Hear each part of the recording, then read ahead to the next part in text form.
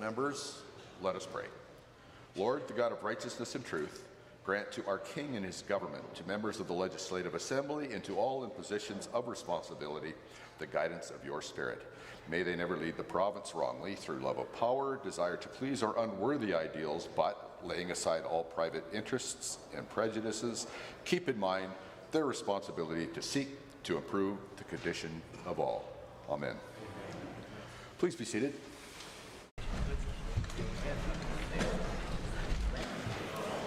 Introduction of visitors. Introduction of guests. Are there anybody with guests here today? The member for Edmonton McClung. Thank you very much, Mr. Speaker. It's my pleasure to rise and introduce to you and through you all members of the Senate, as the Assembly, Laura Penner, who is our EDA Secretary, dedicated volunteer and door knocker extraordinaire. She's here to witness the Assembly today. Please rise. The member for Grand Prairie. Well, thank you, Mr. Speaker. It is my privilege to introduce to you and through you and to the Assembly Sean and Jamie Gillis, along with their children, Olivia and Connor, all who are a wonderful family from Grand Prairie, and I'm very thankful for their commitment to our community and the positive example they set for all Albertans. Please rise and receive the warm welcome of the member for Calgary East. Mr. Speaker, it's my pleasure to rise today to introduce to you and through you to all the members of the Assembly. The Ramlila Performance Organizing Committee. Ramlila has been presented for over 20 years at the Bharatiya Cultural Society of Alberta.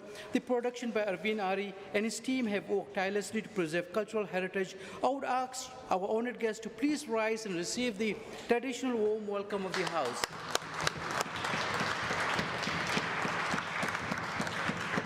Any more introductions? Seeing the Minister of Tourism this morning. Thank you, Mr. Speaker. I would like to take this opportunity and introduce to you and through you the wonderful new team from the all-season resort branch who have committed their time and expertise to ensure the success of this new program. I would like to ask Paul, Rob, Andan, and Aaron to please stand up and receive traditional warm welcome of this Assembly.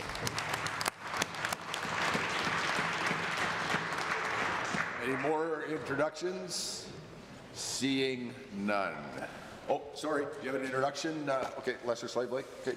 Thank you, Mr. Speaker. It's an honor to introduce to you Danny Gray, who's kind enough to act as my avatar today. Danny's holding a picture of my mother-in-law, Sandy, who I'd like to honor. She passed away suddenly 16 years ago tomorrow, December 11th. If she were here, we'd all get to see her beautiful smile that made everyone around her feel welcome.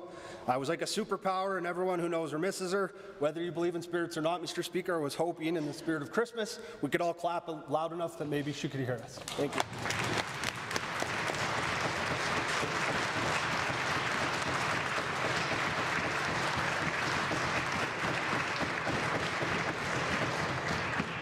Are there more introductions? Seeing none. Ministerial statements. Members' statements. The member for Edmonton McClung. Thank you very much, Mr. Speaker. I'm pleased to rise today and speak to the celebration that we're going to have this weekend. Happy Hanukkah to everybody. I know that the Jewish community will be lighting the menorah on Sunday afternoon right here on the legislature grounds.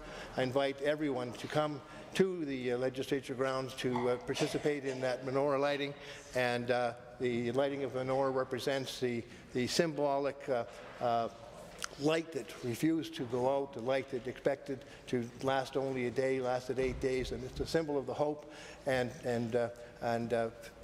praise that we all should have for our general humanity when we look forward to all the trials and tribulations that we face in this journey of life, and realize that there is hope and light for all. And I invite everybody to come to the menorah lighting on Sunday at the Legislative Ground to participate in that together. Thank you.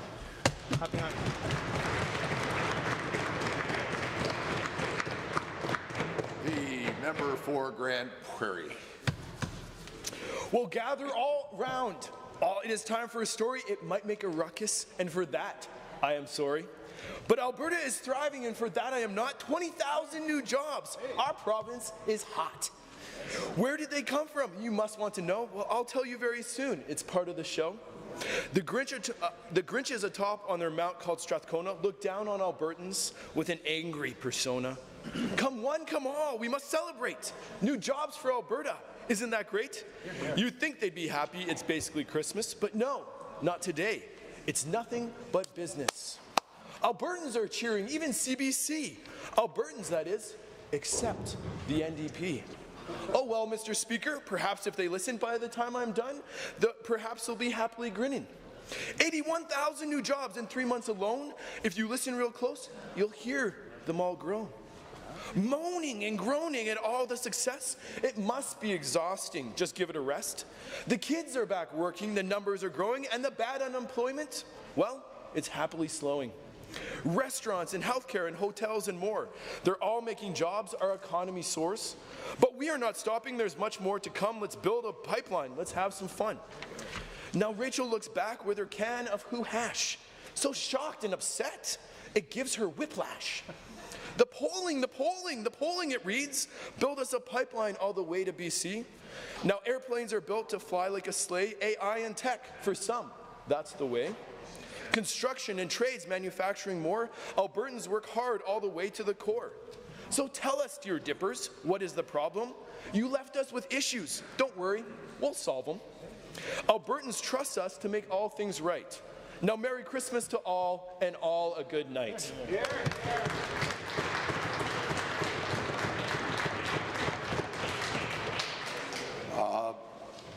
I have the Minister for Tourism and well, okay.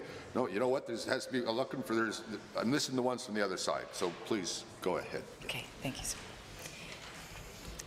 As a person of faith raised in Catholic traditions, December has always been a time of anticipation, joy, and reflection on Jesus' entry into the world. I think about his love for us and his call for us to love each other. I recently visited a church in my constituency that puts this call into practice. They provide a spiritual sanctuary, but also address food insecurity and do the important work of community care for our neighbours. They are not alone. Many places of worship representing our beautiful cultural and religious mosaic are doing the same this season, and it is more necessary than ever as we see Albertans falling through the cracks and struggling to survive. The Nativity story tells of Jesus' arrival into humble circumstances. His parents fled persecution into Bethlehem and sought to spare their son from certain death during turbulent times, not unlike they are now, sadly. Many say that Jesus chose to enter this way among the poor and the marginalized to align with them, to be their voice, and invite us to center their voices and seek change. This Christmas and holiday season, while we cherish time with our loved ones, let's also commit to a new year of seeking justice and dignity for all. Let's think about those without housing, the underemployed, the underpaid, new Canadians who are our neighbours, and all vulnerable communities.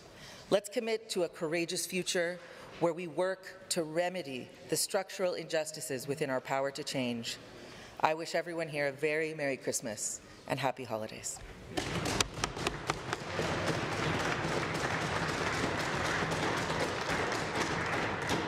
Thank you, Calgary Klein, and now it's time for Cypress Medicine Hat. Well, thank you, Mr. Speaker. 'Twas the season of progress in Medicine Hat Town, when visions of growth were swirling around. Our community gathered with pride in the air, for investments and milestones we're eager to share. In Cypress Medicine Hat, great news we recite, a substantial commitment that's truly a sight. With collegiate funding now soaring with cheer, we're shining bright for futures year after year. And look, like a present wrapped up like a bow, the new Ewell School of Agriculture is ready to grow. A gift to our region where innovation will sprout, nurturing talent the whole world will talk about. Our Urgent Care Centre will stand strong, shining bright, a beacon of healing through day and through night, providing care to our families with comfort and speed, a promise upheld for those most in need. And yes, oh yes, water flows strong thanks to funds we've supplied, with $5.5 million keeping infrastructure fortified. For a future that's steady, resilient and clear, we're building lasting foundations that will strengthen for years. For shelter and safety, we proudly stand tall. $1 million we invested to support Medicine Hat's Women's Call. At the Women's Shelter, compassion grows deep, a refuge of hope when the mountain seems steep. For our youth, there is hope. There is support close at hand as the Kickstand program grows across our land. With mental health supports, connection and care, we lift up our young people to show we're there. As winter winds whisper a fresh new year in sight, let's celebrate progress with hearts warm and bright. For together we rise, just like the seasons before, a thriving community, stronger than ever before. And Mr. Speaker, I'll say this while I can, much to the federal Liberal C9 chagrin, Merry Christmas to all, and to all a good night. The honourable member for Edmonton McClung. At that. Can you go again? No. Somehow I got. Let's try Lesser Slave Lake.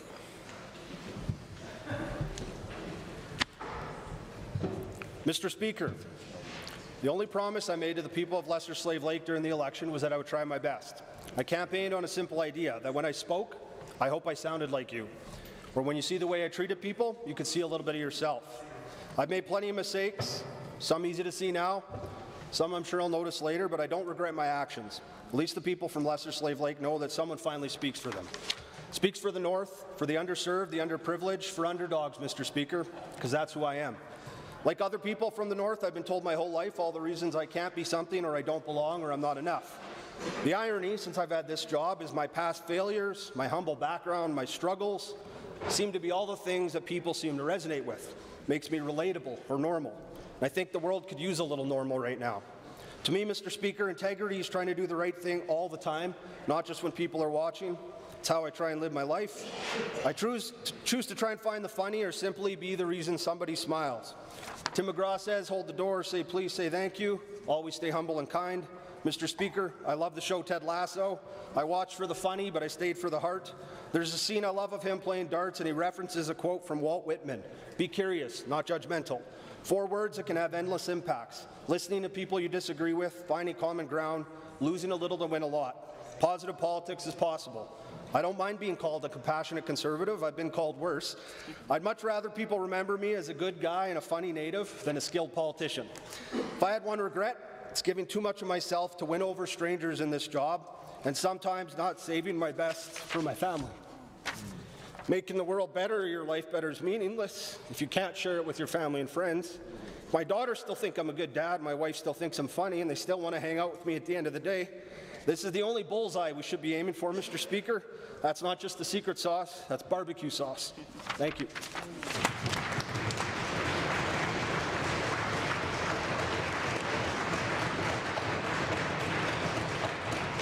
The member for Banff, Kananaskis. Thank you, Mr. Speaker. The holidays draw near, and this government's been making a list and checking it twice, but only for their friends who've been extra nice. Albertans are worried about conflicts of interest, corruption, and this government's ethics have gone the way of last year's fruitcake, hard to swallow and left out in the cold. Santa has his eye on the Ministry of Forestry and Parks, who's been handing out special licenses to foreign friends like candy canes at a Christmas parade and increasing quotas and limits, even for species at risk. And let's not forget about allowing questionable hunting techniques. Apparently, the other thing endangered is common sense. These changes seem to favour a small group of hunters, trappers, and outfitters, his friends. People question the ethics of this, Mr. Speaker, and what's the minister's response? Silent night, holy fright. While Albertans are tightening their belts for the holidays, the minister has been jingling all the way to international hunting expos, costing taxpayers nearly $40,000 this year. Talk about decking the halls with trophy heads of our wildlife in far-off lands, and with our dollars. Without consultation, hunting allocations have been changed to favour big outfitters who cater to international clients. Smaller Alberta businesses who serve Albertans, well, they're left out in the cold like Frosty without his hat. How does the minister justify spending tax dollars to sell Alberta's wildlife to the highest bidder? Is this about spreading Christmas cheer or just spreading hunting gear? And here's the real holiday crumble. These decisions seem to benefit businesses owned by the minister's family and friends. It's starting to look less like governance and more like a holiday gift exchange. Albertans deserve assurance that the minister is following the rules, not just making them up like a kid writing a last-minute letter to Santa. Because when it comes to ethics, we want more than milk and cookies. We want accountability under the tree.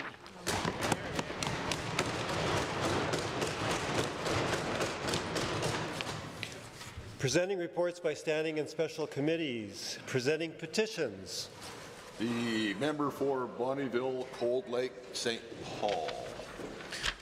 Mr. Speaker, I rise to present a petition by the residents of Fairview, which received a total of 4,187 signatures. The petition urges the Government of Alberta to A. Take all necessary steps to immediately impose a moratorium on the removal, relocation and reduction of assets, programs and staff positions at the Fairview campus at the Northwest Polytechnic.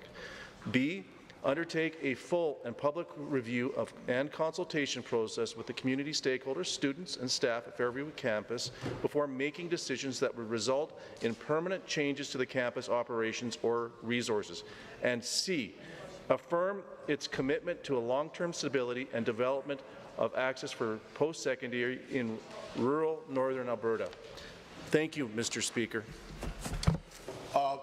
I don't have Lesser Slave Lake on the list. Do you have a petition? No? Okay, all right. The motions, introduction of bills, tabling, returns and reports.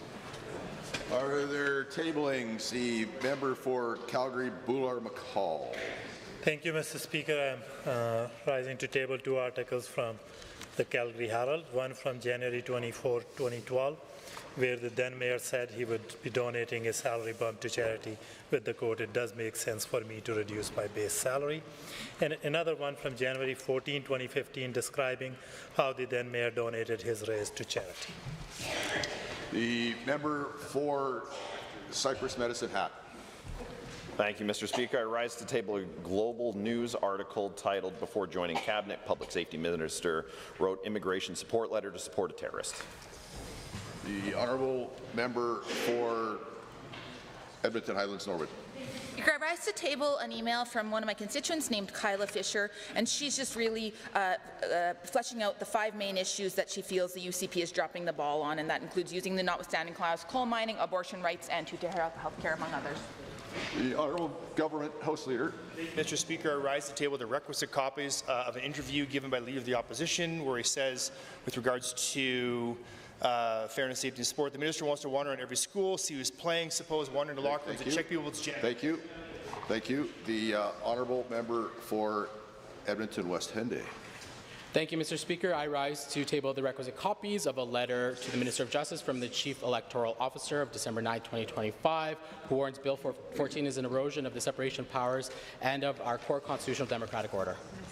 Honourable member for Edmonton City Centre. Thank you, Mr. Speaker. I have a number of tablings today in regard to from healthcare leadership regarding Bill 13. I have a briefing note that was sent to multiple ministers from Dr. Canine Osei Tutu, mitigating critical risk to patient safety, accreditation, and economic stability in Bill 13. I have a letter from the Royal College of Physicians and Surgeons of Canada to the Premier and multiple ministers outlining their concerns about how it will impact accreditation of doctors. I have a letter from the Canadian Nurses Association, again to multiple members of the government, outlining their concerns with how this will impact training for nurses. And I have an email to the Minister of Advanced Education from Dr. Cannon Osei Tutu outlining how this may impact the ability to get the accreditation for the Southern Alberta Medical Program and other medical schools. Honourable member for Grand Prairie. Thank you, Mr. Speaker. I rise to table the 5 requisite copies of an article by the Edmonton Sun, and the headline is Naheed Nenshi now highest paid mayor in Canada after 3.8% raise on council. The Honourable. Yeah, you can't use names in here. I apologize. Lesser Slave Lake. Mr. Speaker, I rise to table 6 copies of an article from the MD of Lesser Slave Lake in support of keeping Northern MLAs and proper representation through the Electoral Boundaries Commission. I think there's 6 in here. Hope there is. Thank you. Member for Calgary, Buffalo. 7 letters from Calgary Buffalo constituents horrified at this government's Americanization of Alberta's healthcare system and the shortcomings that will happen. The member for Edmonton Riverview. Thank you, Mr. Speaker. I have the requisite copies of a letter from a teacher who has to spend so many hours navigating classroom complexities. She's got little time left for her own family. Are there any more? Okay, Edmonton Glenora. Your favorite, I know, Mr. Speaker. My apologies for assuming what's in your mind. I have 5 letters today for tabling, all about public education. They're from Owen, Tycho, and Ivy, who are the 3 students, and then Monique and Lana, who are both parents. They've written the Premier, and they would love a response, so I'm tabling their letters for the record. Are there any more? I have a tabling. 5 copies of the annual report of the Office of the Information and Privacy Commissioner of Alberta. And editorially and hopefully helpfully, I will say, while I love you all, it's easier to do tablings if you let me know what they are ahead of time. There was an awful lot today that were a surprise. It's not a problem, it's just easier the other way. So thank you for that.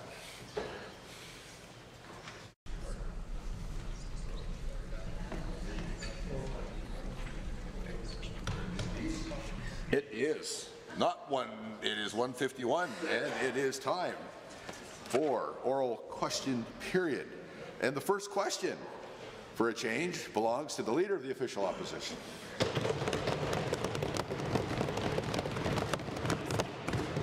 Thank you, Mr. Speaker.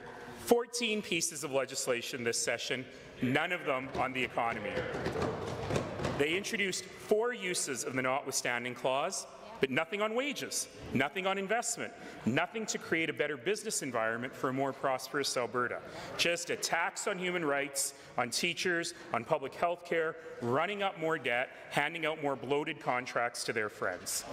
Will this government ever have a real economic plan to address the cost of living, to address affordability, and to address business investment in Alberta?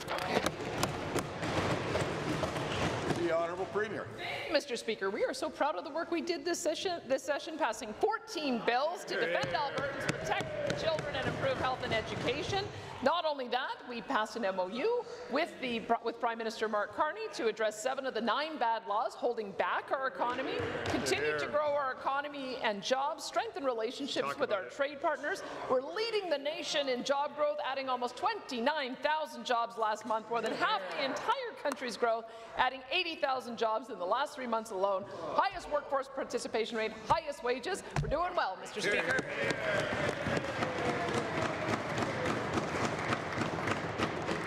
The Opposition Leader. Well, of course, we knew exactly what the Premier was going to say, but the real question is, where are the results? And it goes beyond bragging about seasonal Christmas jobs, because this Premier and her government have chased away investment from Alberta. I know the Premier loves to brag about it, but the government's actions, from its ill-fated renewables ban to panding to separatists, have all but frozen inbound investment into Alberta, regardless of how many junkets ministers and backbenchers go on. When will this government act to bring back investor confidence? The Premier.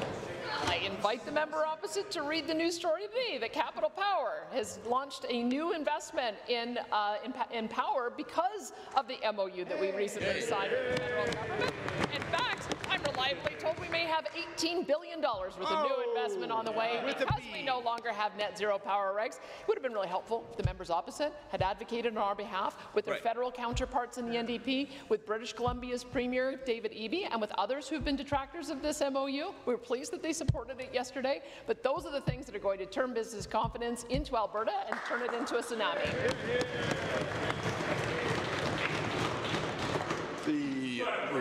Can't get a call with Mr. Poilievre, who opposed the MOU. So a couple of weeks ago, JP Morgan estimated that oil prices could plunge into the $30 range by 2027. This government has increased our reliance on oil royalties, and this will blow a giant hole in the budget.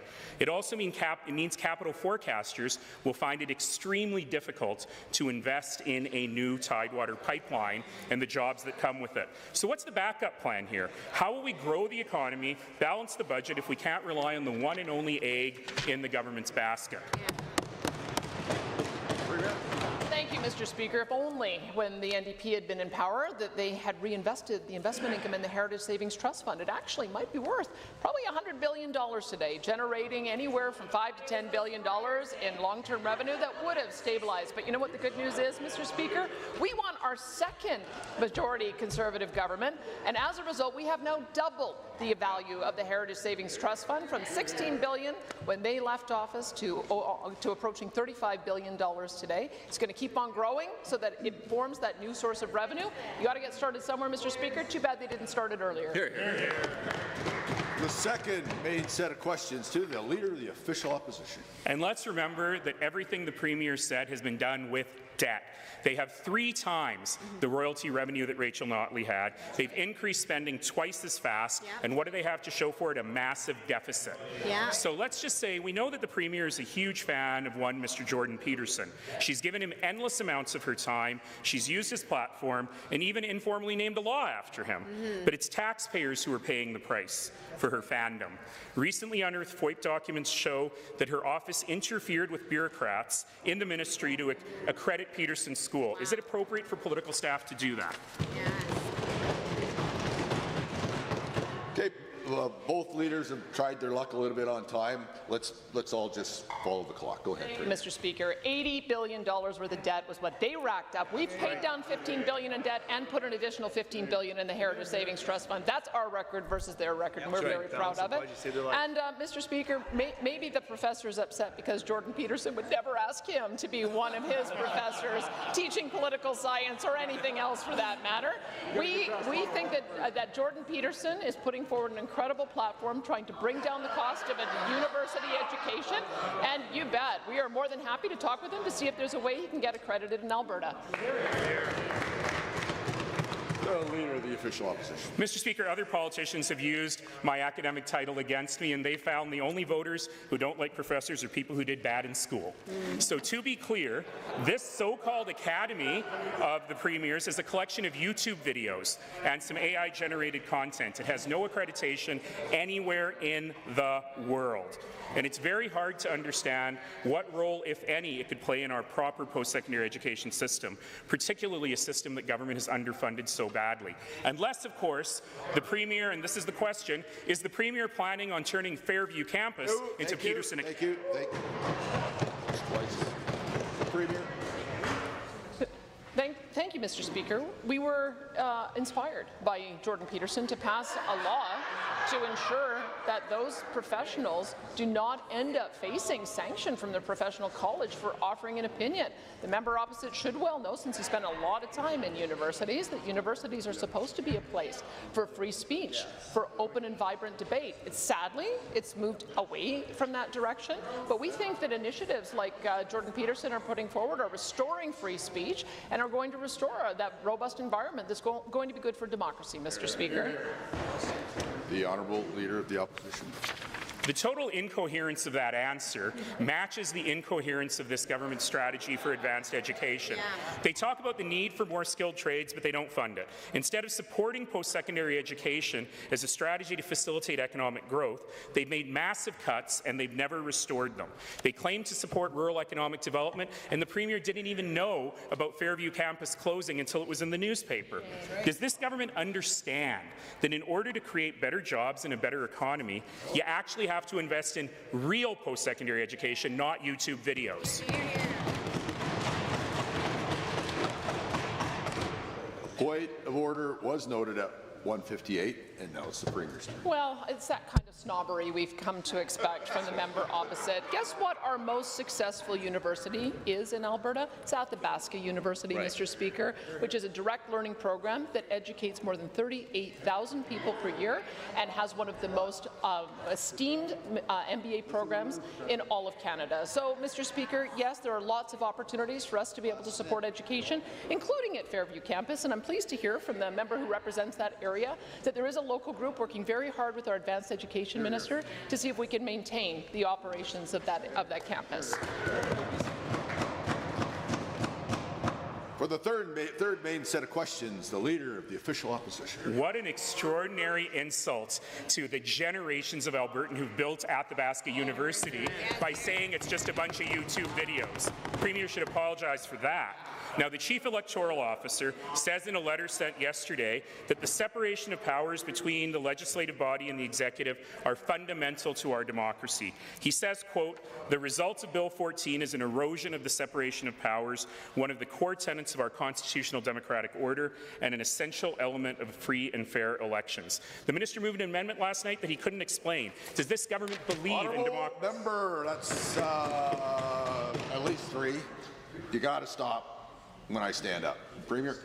Well, thank you, Mr. Speaker. We are very pleased to hear from the Chief Electoral Officer, who raised a couple of concerns with the legislation, and the minister worked very diligently to ensure that a couple of amendments were made. We've removed the proposal that a new proposal cannot be seen within the next 5 years if it's similar to one before, and we also removed the ability of the minister to refer matters to the courts. That is going to remove 2 additional roadblocks to ensure that more citizens are able to participate in this process. That was the intention all along.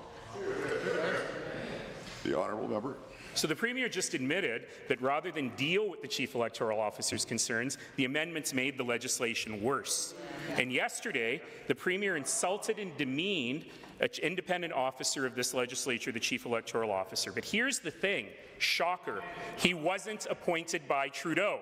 He was handpicked by this UCP government, just like all the AHS CEOs that this government has handpicked and fired. Does the Premier expect every handpicked appointee to act according to every whim of her government? And why does this government attack people who speak their own minds? The Honourable Premier. Well, thank you, Mr. Speaker. I'm not even sure where to begin with that question. I'm not even sure if it was a question about government policy, because if it was, we'd be talking about one of the 14 bills that we passed in this legislative session. I've already mentioned a few of them, and I can tell you we are having incredible results in implementing our agenda. Canada has 10 affordable cities to live in, and 7 of them are right here in Alberta. We have seen rent come down year over year by 7%. We're building and renovating more than 130 schools. We've got a classroom complexity committee. We're doing great work over here, Mr. Speaker. The Honourable Leader. Again, when she doesn't know the answer. The CEO of AHS, the new CEO of AHS, the board of AHS, the new board of AHS, the new CEO of AHS, the Chief Electoral Officer, the Auditor General, judges, lawyers, teachers, doctors. This is just a short list of people whom the Premier has blamed for the failings of this government this week. Yes. Absent on that is her own government, who clearly in her mind can do no wrong. So one last time this session, will the Premier once, only once, take responsibility for anything and apologize for all this scandal her government has?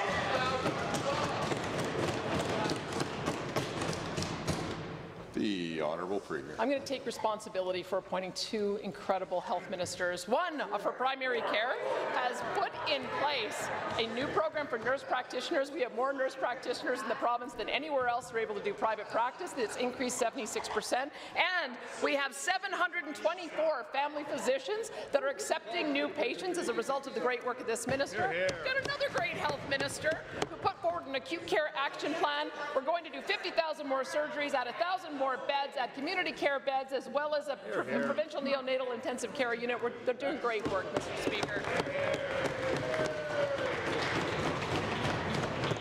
The next set of questions belongs to the member for Edmonton Whiteman.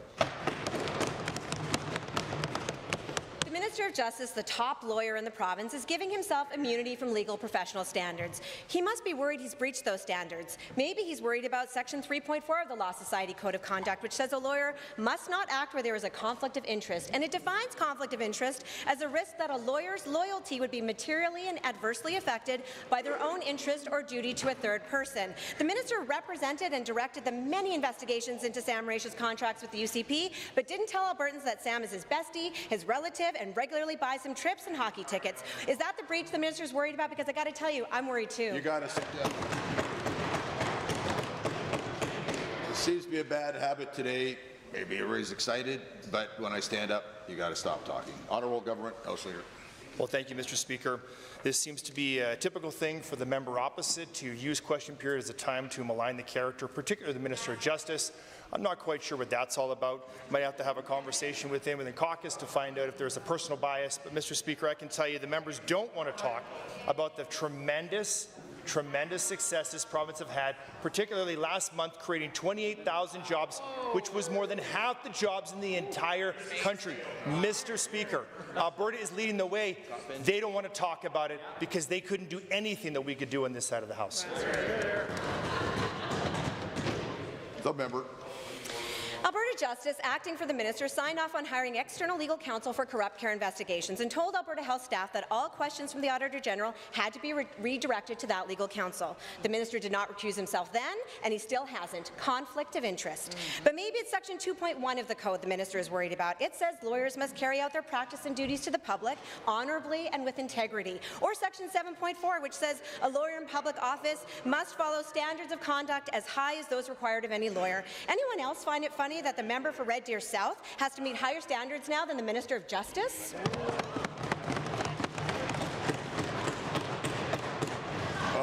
Point of order was noted at 2:05, and now the Honourable Government House Leader.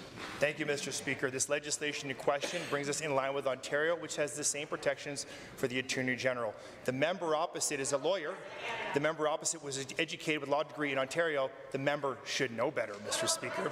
But what I can tell you is that in this side of the House, we're still talking about things that are important to Albertans, which is creating jobs and attracting investment. Investment like Cywin Foods, the expansion of a food-based food processing facility right here in Edmonton with 72 permanent jobs, Mr. Speaker. Talk about Lufthansa Technic. Talk about CAE, Mr. Speaker, and the list goes on and on. I just don't have enough time. The member. The minister blames alleged political activism for his CYA on Bill 14. Political activism has become code for this government for any Albertan daring to critique them, challenge them, or most of all, hold them accountable. As per usual, they're always about a year or two behind whatever Trump's doing, so Albertans can easily recognize this thin-skinned, paranoid, cowardly routine by now. And after making nice with the federal government thanks to their new UCP Liberal alliance, well, the government is desperate for a new enemy. And so they're pointing the fingers wildly in every direction, including at Albertans themselves. The Alberta NDP isn't afraid of this province, but since the UCP so clearly are, why don't they call an election? Stop.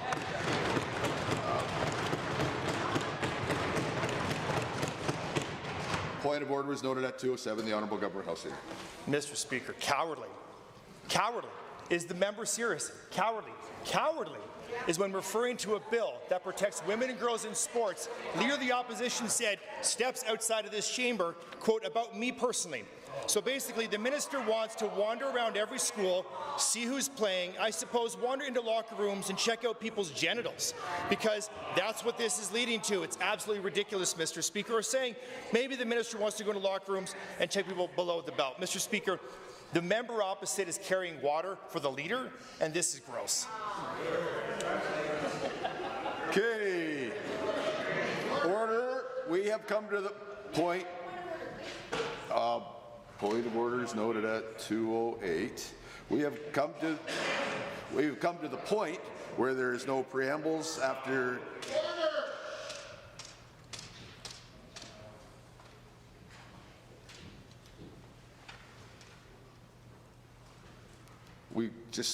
You've had lots of times to talk.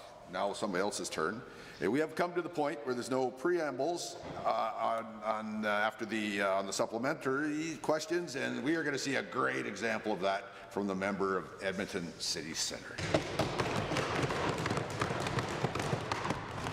Over Over $600 million, the tax dollars paid to Sam Marish by the UCP for things like overpriced surgeries and useless Turkish Tylenol. $430 million, the value of 2 more contracts the Premier's Chief of Staff allegedly pressured AHS to sign. $1.6 million, the value of the house Sam's sister rented to that Chief of Staff immediately after buying it. At least 8, the number of UCP ministers who enjoyed sports close-up in luxury with their buddy Sam. At least 5, the number of his direct relatives who've been hired by the UCP. Wow. One question, Mr. Speaker, when are they finally going to call a public inquiry?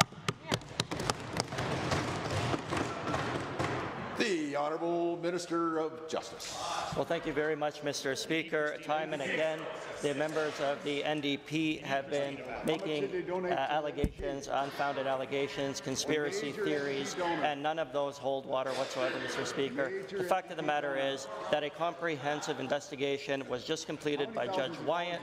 Judge Wyant, a respected member of the judiciary from Manitoba, Mr. Speaker, who found absolutely no wrongdoing by any government minister on this side of the Assembly, Mr. Speaker.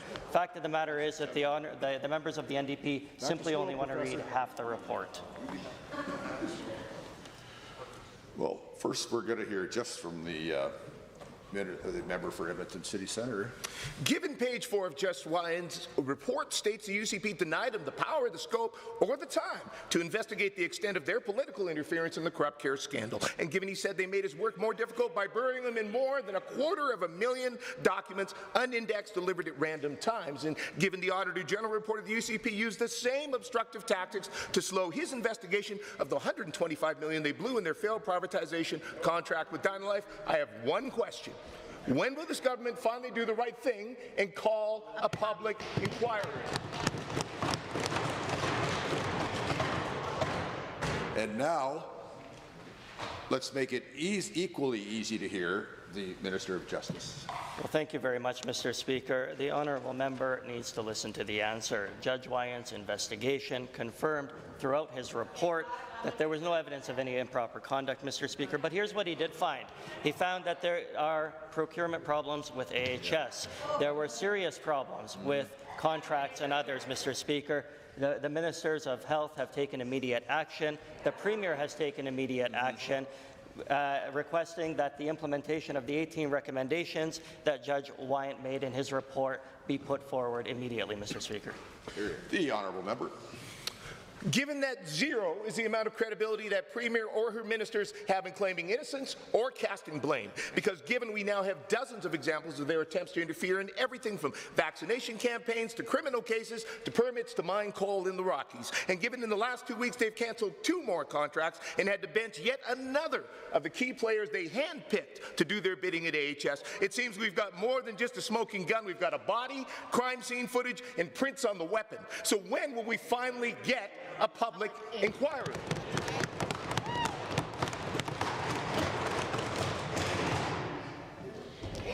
The Minister of Justice. Thank you again, Mr. Speaker. The honourable members need to accept the report and the findings of Judge Wyant. There were comprehensive findings in that report, Mr. Speaker, that the Premier and this government move forward with implementing immediately. That includes 18 recommendations that Judge Wyant provided to make the system better, Mr. Speaker. The Premier actioned those 18 recommendations immediately. Mr. Speaker, I understand that the members of the NDP want to continue to allege conspiracy theories, fake stories, fake news, and whatnot, Mr. Speaker, but it simply holds no water here.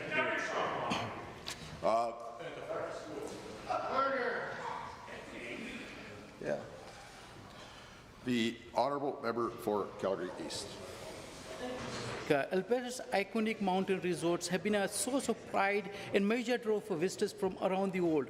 These resorts have inspired generations of athletes and outdoor enthusiasts, hosted the 1988 Olympics, and served as the backdrop of cinematic blockbusters like The Revenant and Jumanji. The next level. To the Minister of Tourism and Sport, how will the destination for Castle Mountain, Nakiska, and Fortress help breathe the new life into these beloved ski areas? Good question. Good question. Okay, a point of order, and I missed it, I apologize, was noted at 2:13, and the Minister of Tourism and Sport. Thank you, Mr. Speaker, and to the member for the great question. I'm proud to champion former Premier Peter Lougheed's vision for Alberta's Rockies by ensuring that future generations can continue to access and enjoy these beautiful areas for generations to come. These revitalized ski areas will be able to open their doors once again and welcome outdoor enthusiasts, Alberta families and visitors, not only in the winter, but all year round now. Hey! The honourable member. Thank you, Mr. Speaker. Given that Alberta's tourism sector already supports more than 260,000 jobs across the province, and further given that more than 10% of Albertans work in tourism, and youth making up roughly 27% of the tourism workforce, to the Minister of Tourism and Sports, how will this new development support job creation for Albertans and ensure the need of adequate staff housing is addressed? Well done. The Minister. Thank you, Mr. Speaker. Alberta's tourism sector creates jobs and supports livelihood across our beautiful province. Over the next decade, these 3 all-season resort areas will have the potential to create over 24,000 new jobs and generate $3.6 billion in GDP and $4 billion in visitor spending. To support our expectations and commitment to sustainable growth, resorts will be required to include proactive measures such as staff accommodations. The member. Thank you, Mr. Speaker, and to the Minister. Given that Alberta's new resort destinations provided benefits across the province, including Indigenous communities, and further given that revitalizing these zones will attract investment, build partnerships, and expand opportunities for municipalities and communities, to the Minister of Tourism and Sports, how will these resort areas ensure municipalities and Indigenous communities benefit in economic growth, employment, business development opportunities that come with expanded year-round tourism? Good job. The member, the Minister. Thank you, Mr. Speaker. What a great questions once again. The revitalization of the ski resorts in the Kiska, Fortress, and Castle will attract visitors and keep Alberta dollars in the province. The local surrounding municipalities and Indigenous communities will share the benefits. All-season resorts area developers and operators will be encouraged to partner with local businesses and utilize local source materials, workforce talent suppliers, and service providers in the area, Mr. Speaker. The next set of questions goes to the member for Calgary-Curry. Thank you, Mr. Speaker. The Minister announced in Chambers last week that the procurement process to build chartered surgical facilities in Red Deer and Lethbridge had been cancelled. Private surgical facilities have been the rightful subject of public scrutiny and government obfuscation following the hiring and firing of the 4th AHS CEO in 6 years. The corrupt care scandal alleges political corruption that has harmed ordinary people and wasted an appalling amount of money. These contracts were worth $200 million each. How much administration time and money were wasted on these projects now that the work was cancelled after 3 years? The Minister of Hospitals. Thank you, Mr. Speaker. The member opposite outlined many of the reasons why it is appropriate to cancel those procurements from 2022 that had not yet resulted in a final agreement, when the whole system has been refocused and our approach to funding surgeries in an activity-based way has changed. So, Mr. Speaker, I agree with the member opposite. This procurement was taking too long. Undoubtedly, it was chewing up administration time and resources, and we need surgery agreements that make sense across the province, that are public, transparent, and that's what we're going to go to. Thank you. Good job. Honourable member. Given that AHS is the UCP's favourite scapegoat, and given that the minister claims to have identified the problem, AHS procurement policy, and also to have fixed it, creating a transparent procurement process within acute care Alberta, this sounds like an admission, which is exactly the reason we need a public inquiry. And given since then the minister has cancelled 2 CSFs, but he has also extended one at the heart of corrupt care, both with ties to Sam Raish, has this government actually learned anything from the costly procurement errors they claim to have fixed. The Minister. Thank you, Mr. Speaker. The Edmonton Zone ASG facility has no shareholder or ownership ties to the individual reference in the member's question, and it is a bridge contract to an RFP'd facility, the Enoch Chartered Surgical Facility. The necessity of the bridge contract is the delay in construction of the Enoch facility. It was supposed to be ready around this time. It's now going to be ready in the summer or fall of next year, Mr. Speaker. But to make it as public and transparent as possible, we're going to be opening up the same surgeries to the Edmonton Zone to all providers, the same price. Good job. Order. Honourable member. Given that that is precisely what the CEO of AHS, now terminated, said, and given that the only person that now holds the pen on extending or cancelling surgical facilities, and that's the minister, given that residents in central and southern Alberta are facing long wait times because this government won't invest in the public system to get them the surgeries they need, and given the UCP keep dodging questions about shady procurement practices and sweetheart deals for their friends, throwing AHS under the bus, I'll ask the question once again: how much did the cancellation of 2 chartered surgical facilities cost taxpayers while they wasted money privatizing healthcare and lining their friends' pockets?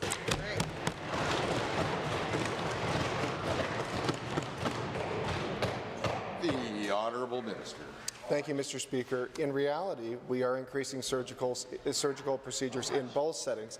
80% of our surgeries occur in our hospital system, Mr. Speaker, and we continue to invest to do even more than the historical volumes that we did last year. We just approved a $50,000 incremental envelope, a 50,000 surgery envelope, over and above the record volumes that we already achieved last year to do over the next 3 years. So, Mr. Speaker, we're increasing volumes in hospital. We're also leveraging chartered surgical facilities that are doing about 20% of our surgeries, often at quite a significant cost savings to taxpayers.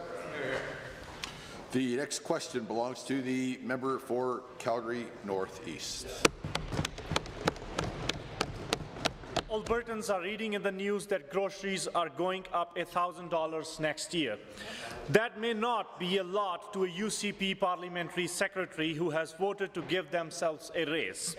But for a family in my riding, $1,000 more just to buy the same food that they are already buying is a lot of money. Does the government understand that they have done nothing to address the grocery cost burdens on Albertans? The order. Ministers, the Honourable Government House Leader. Thank you, Mr. Speaker. The changes we made in the bill bring parliamentary secretaries in the extended work that they do in line with other jurisdictions. But, Mr. Speaker, this is a bit rich coming from a caucus led by the leader who became and made himself the highest paid mayor in the entire country of Canada, as well as was part of a $500,000 severance package, which also included 2 fully funded pensions. Now, Mr. Speaker, Albertans don't mind paying good money for a good product, but I can tell you, when he was mayor, the members in Calgary, people in Calgary feel ripped off. Order. Remember that order part? Thank you. There was a point of order noted at 2:22. Honourable member, and only the honourable member, please. Given that for a minimum wage worker, paying this extra $1,000 for groceries is more than an extra hour shift in a week just to put food on the table, and given that these same workers haven't seen a single dollar pay increase in past 7 years because of this UCP government, why did government only pass legislation this session to raise the salaries of their own parliamentary secretaries and voted against the bill that would have increased the minimum wage?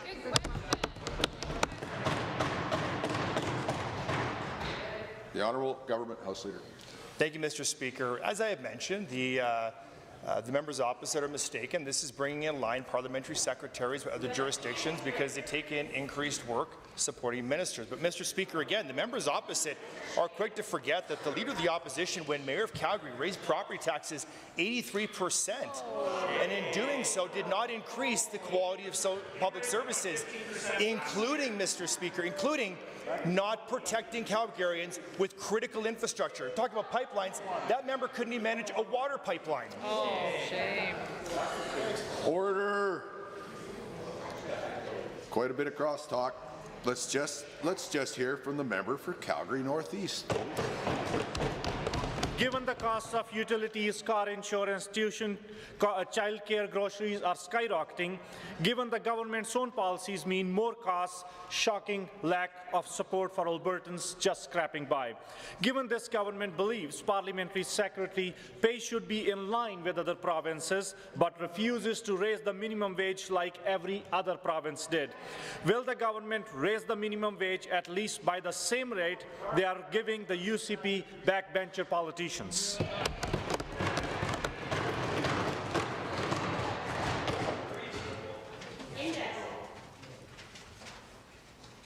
Now we need to hear from the Government House Leader.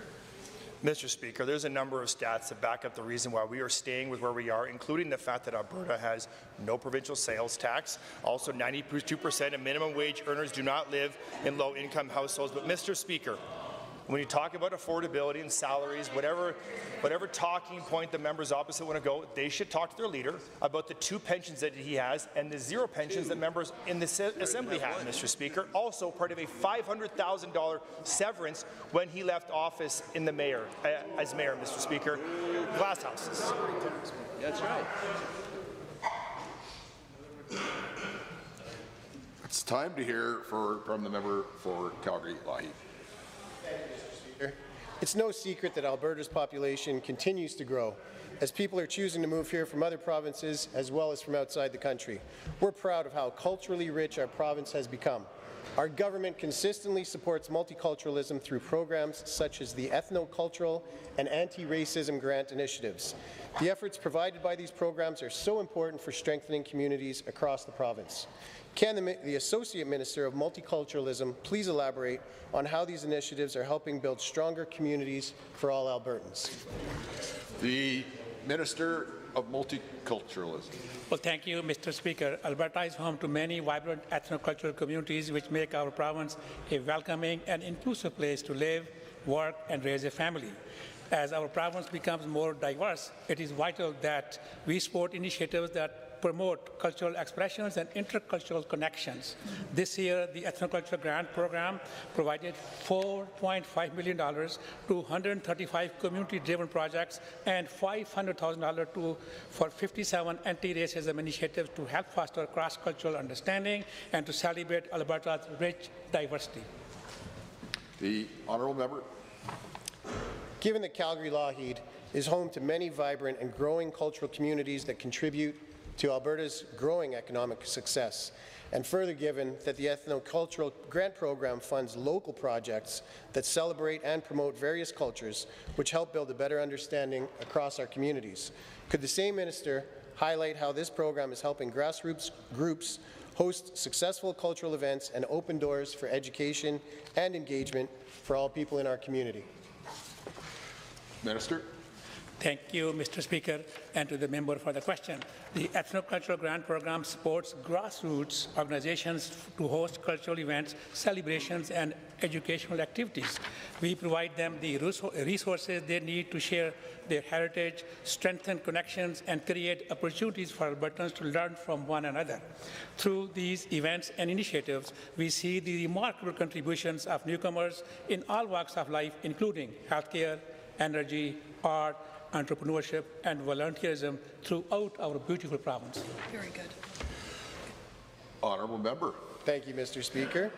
Given that the demographics in Alberta continue to evolve, with population growth bringing more and more immigrants from many places, and given that programs like ethnocultural and anti-racism grants have been very effective in reducing barriers, to the same minister, what plans does the ministry have in place to ensure these programs continue to remain accessible and impactful for all the rapidly growing communities in Alberta, and how will these efforts continue to strengthen communities province-wide?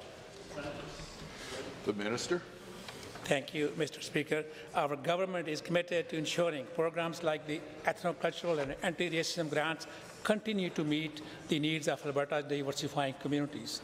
By providing guidance, engaging with community organizations, and promoting awareness of funding, these initiatives remain accessible and impactful. Applications are still open till December 19th. We encourage all eligible groups to submit their proposal before the deadline so they can continue to deliver events and programs that strengthen connections across our province. You're here. The honourable member for Edmonton Glenora.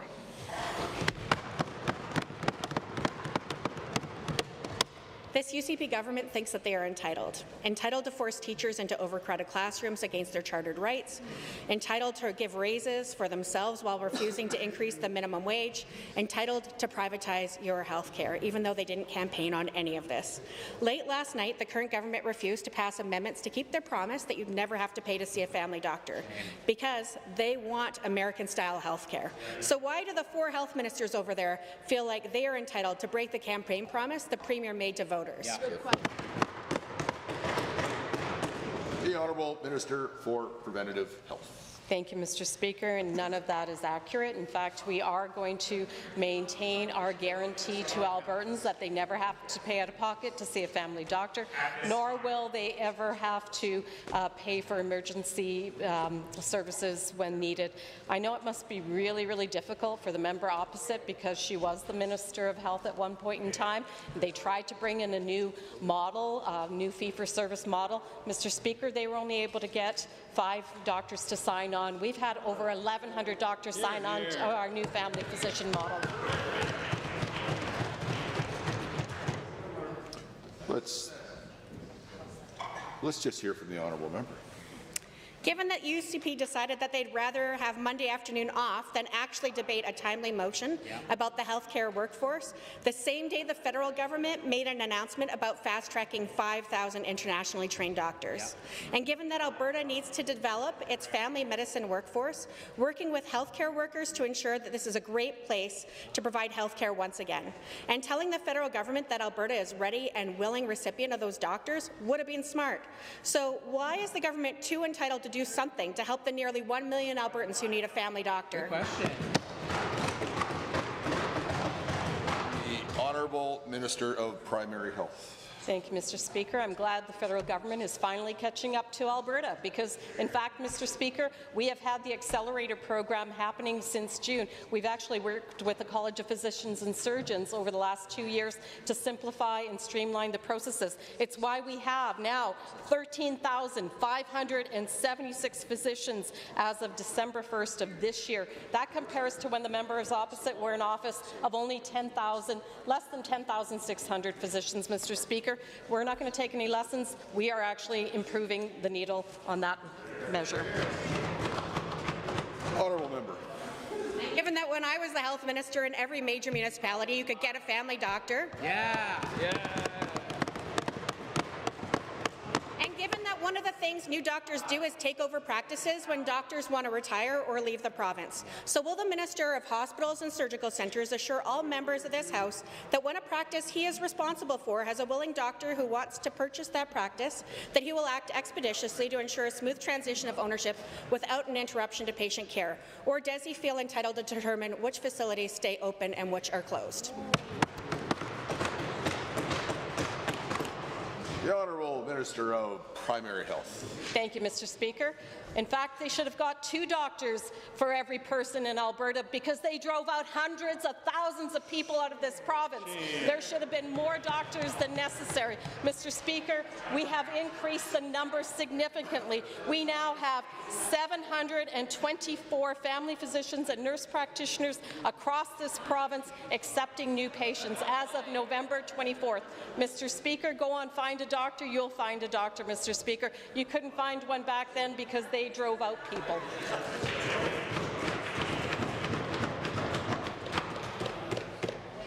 Fort Saskatchewan, Vegreville. Mr. Speaker, participation in sports offers young women opportunities to build confidence, leadership, and lifelong healthy habits. It also plays an important role in supporting mental wellness and social connection. Alberta's growing population means more young women are looking for inclusive, accessible programs that support their physical and mental health needs. To the Minister of Tourism and Sport, what programs are currently available to support young women in sport, particularly those that promote mental wellness and personal development? The Honourable Minister of Tourism and Sport. Thank you, Mr. Speaker, and to the member for a great question. Very good question. Alberta's government believes that sport is for everyone. Yeah. And getting active is the first step to support mental health, Mr. Speaker. That is why we have invested $54,000 in annual funding into Emotion Network to support women and girls' leadership and participate in sport, physical activities, and recreation in our province, Mr. Speaker. Yay, order. The honourable member. Thank you, Mr. Speaker, and thank you, Minister. Given that sports is a powerful tool for building resilience, confidence, and mental wellness amongst youth, and further given that young women often face unique barriers to participation, such as access, affordability, and representation, to the same minister, how is our government working to ensure that sport and recreation programs across Alberta are inclusive, welcoming, and accessible to young women in both urban and rural communities? The Honourable Minister of Tourism and Sport. Order. We're going to hear from the Minister now. Thank you, Mr. Speaker. What a great question. Excellent question. Our UCP government believes that sport is for everyone. Yeah. That is why we are working to make sport and recreation safe and accessible. With funding over $15 million combined, our grant programs such as Active Community Initiative and Every Kid Can Play program are able to support Albertans to stay healthy and remain active in our province, Mr. Speaker. Honourable member. Thank you again, Mr. Speaker and Minister. Given that the importance of early intervention and community-based support in promoting youth and mental wellness, and further given that sport helps build confidence and resilience, can the same minister provide an update on how sport and recreation programs are being integrated with mental health supports to ensure young women across Alberta have the tools they need to succeed both in athletic settings and in everyday life? Great question. The Honourable Minister. Well, thank you again, Mr. Speaker. Sport is more than physical activity. It is an effective tool for promoting mental health, and we want Albertans to thrive both on and off the field, Mr. Speaker. Participation in sports or recreation activity helps improve overall physical and mental well-being, Mr. Speaker. Exercise can enhance mood, relieve stress, promote better sleep, and build social connection, Mr. Speaker. Yeah. The order. Members, we only need to hear now from the member for Edmonton Southwest.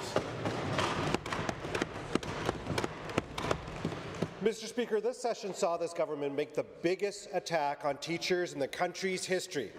We started in the fall with the government stripping away of the human rights of teachers, taking away their rights to bargain a fair agreement for the work they do in our schools to educate Alberta's next generation. And they did it all in one day. It was unprecedented. So to the Education Minister, was using the notwithstanding clause against teachers worth it? Great question. The Honourable Minister of Education and Child Care. Mr. Speaker, we're working very diligently to ensure that classroom conditions are structured in the most optimal way. It's why we've created a classroom size and complexity cabinet committee along with other partners to have opportunities for us to explore solutions to address some of the complexity challenges that we're seeing in our schools, in addition to address some of the largest classrooms that exist in our province. And I'm confident, Mr. Speaker, that we will absolutely deliver the results that Albertans expect. Mr. Speaker, given the trampling of rights did not improve class sizes, given the trampling of rights did not fix the complexity issues students have, and given the trampling of rights of teachers did not leave them in a better place, and given that two ministers have admitted they don't respect the process of arbitration that could have resulted in a fairer deal, why did the government spend the session attacking teachers instead of recognizing the incredible work they do for Alberta students and bargain a fair contract?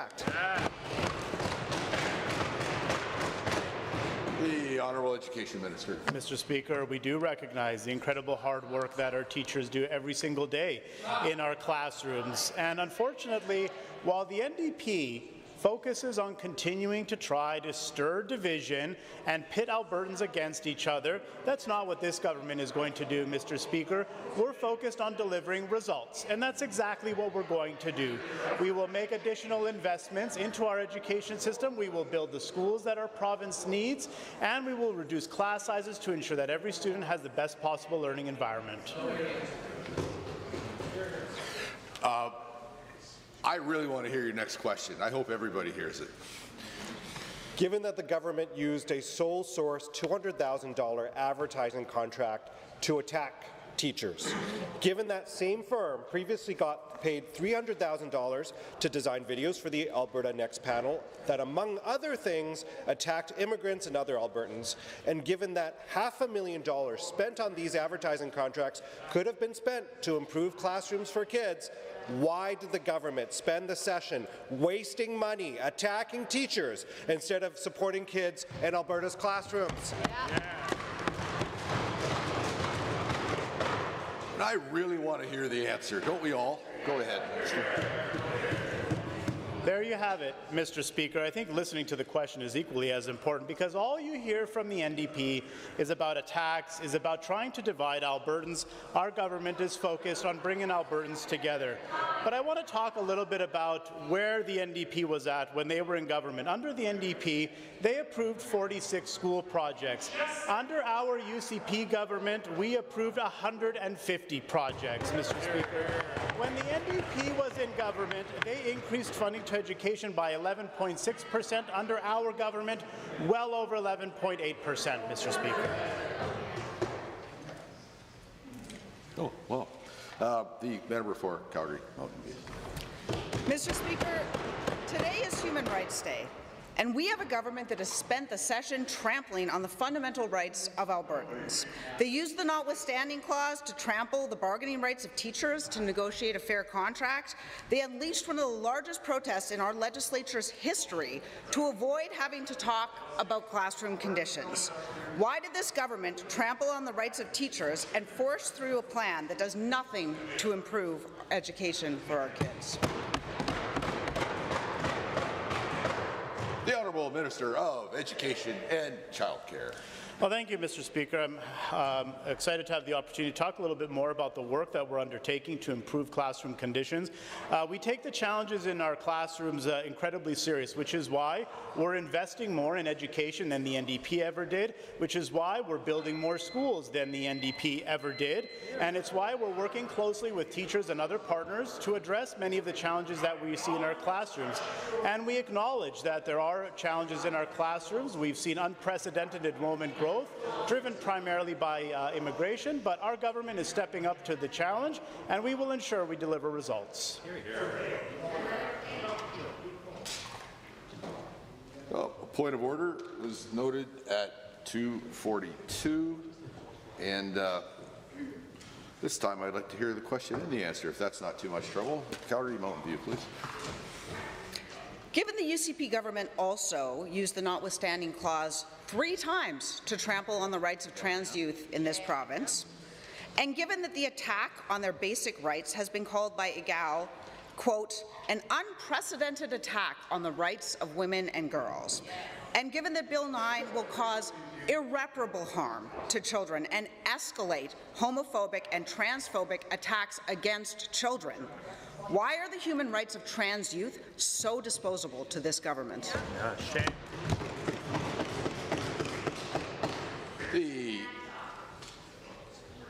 We want to hear the answer. We heard the question. The Honourable Government House Leader.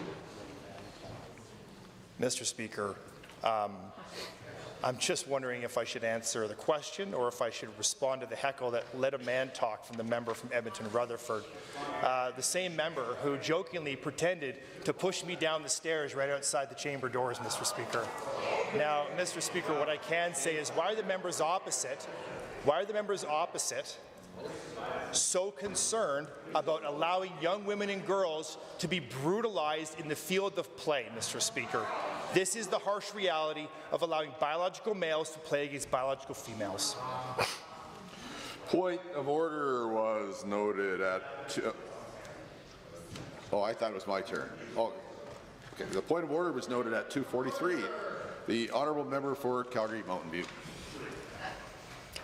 Given that Human Rights Day commemorates the signing of the UN Declaration on Human Rights, and that the UCP members have often said that they will never support anything the United Nations do, even these inalienable rights, and given that using the notwithstanding clause is this government telling on itself, they know they're violating rights, and given that these rights are ours, regardless of race, color, religion, sex, language, political or other opinion, national or social origin, property, birth, or other status, whose rights will the UCP violate next?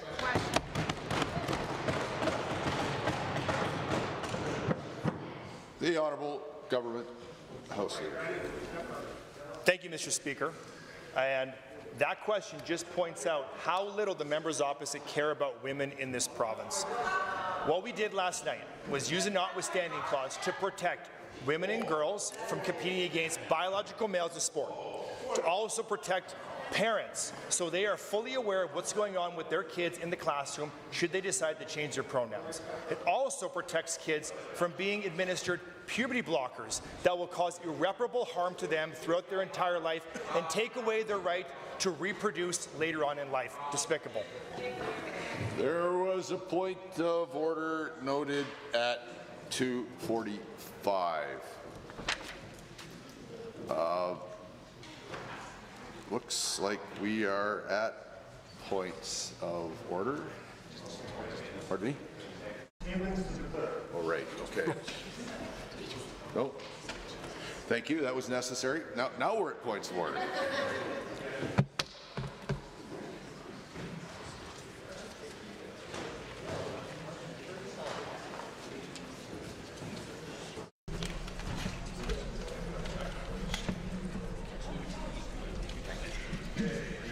First of many points of order was noted at 1:57 p.m. It was called by the Honourable Government House Leader. I'll withdraw that, Mr. Speaker. The second point of order noted at 2.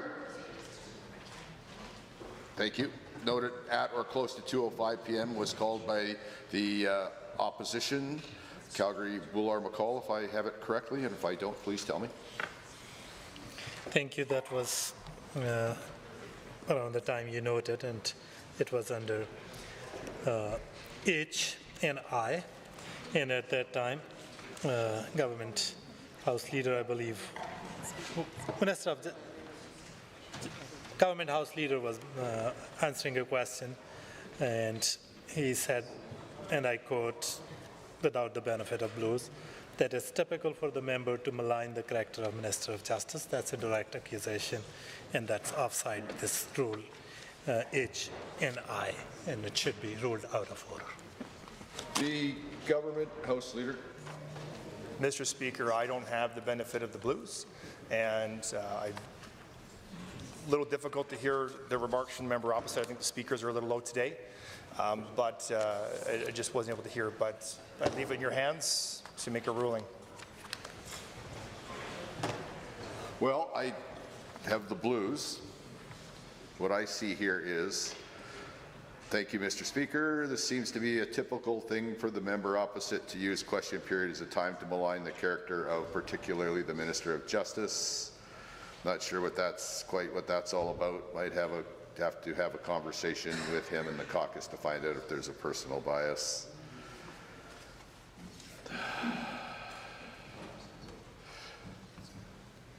It's not great conversation. It's a matter of debate. It's not a point of order. Not sure the conversation in either direction was super friendly on that one, but it just doesn't turn out to be a point of order.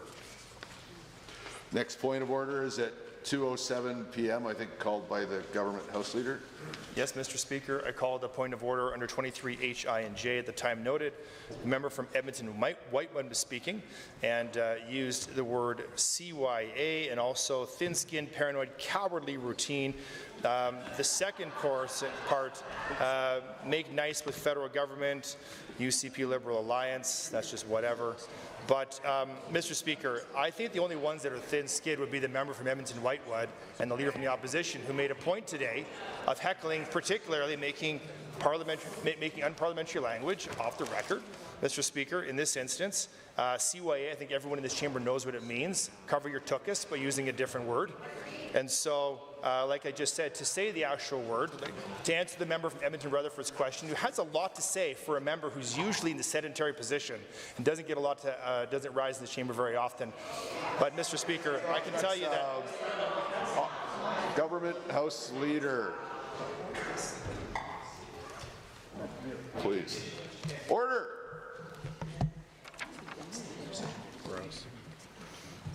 Thank you, Mr. Speaker. I think point of order is not the opportunity for the government House Leader to do what he cannot otherwise do. And it's truly shameful that government House Leader, who lectures others about the decorum here, will take direct shots at the Deputy Leader of this caucus, taking direct shot at Indigenous women, and has audacity to get up in this House and talk about decorum. So I don't think that what government House Leader is alleging, that's what the member from Edmonton-Whitewood said. She did say something on the line that they're always about a year or two behind whatever Trump is doing. So Albertan can easily recognize this thin-skinned, paranoid, cowardly routine. That were the words used. They were not directed at anybody else. And they're widely pointing finger in every direction, including at Alberta themselves. Language may have been hot, but it doesn't rise to the level of a point of order. I think, in fact, the government House Leader should stand up and apologize how he argued this. Okay. The Blues say this. Political activism has become code for the government or for any Albertan to critique or challenge them. As per usual, they're always about a year or two behind whatever Trump is doing, so Albertans could easily recognize this thin-skinned, paranoid, cowardly routine by now. Wasn't helpful language.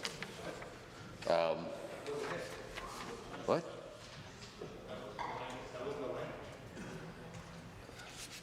Well, there's so many points of order. It could have been, and you all are going to have to forgive me for this because there's just so much going on today that trying to keep the bad behavior all sorted out is a bit of a chore in itself. Mr.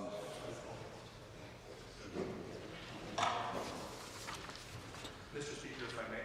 No. I'll withdraw. You're going to withdraw? That you can do. In the name of being such a nice guy in Christmas, I'll just withdraw. Okay. Having said that, we're not done dealing with all of this. Point of order number 4 at 2:08. Is that what's also withdrawn? That was the one that I called, and I'm happy to withdraw it. Okay. Well, thank you. Well, it must be almost Christmas. 213, called by, I think, the member for Boular-McCall, if I have this correctly. I will withdraw that one. Oh my goodness. Now we're at 222, I think, called by the member from Boular-McCall. I think at that time, the government House Leader was trying to answer a question, and he talked about the leader of the official opposition.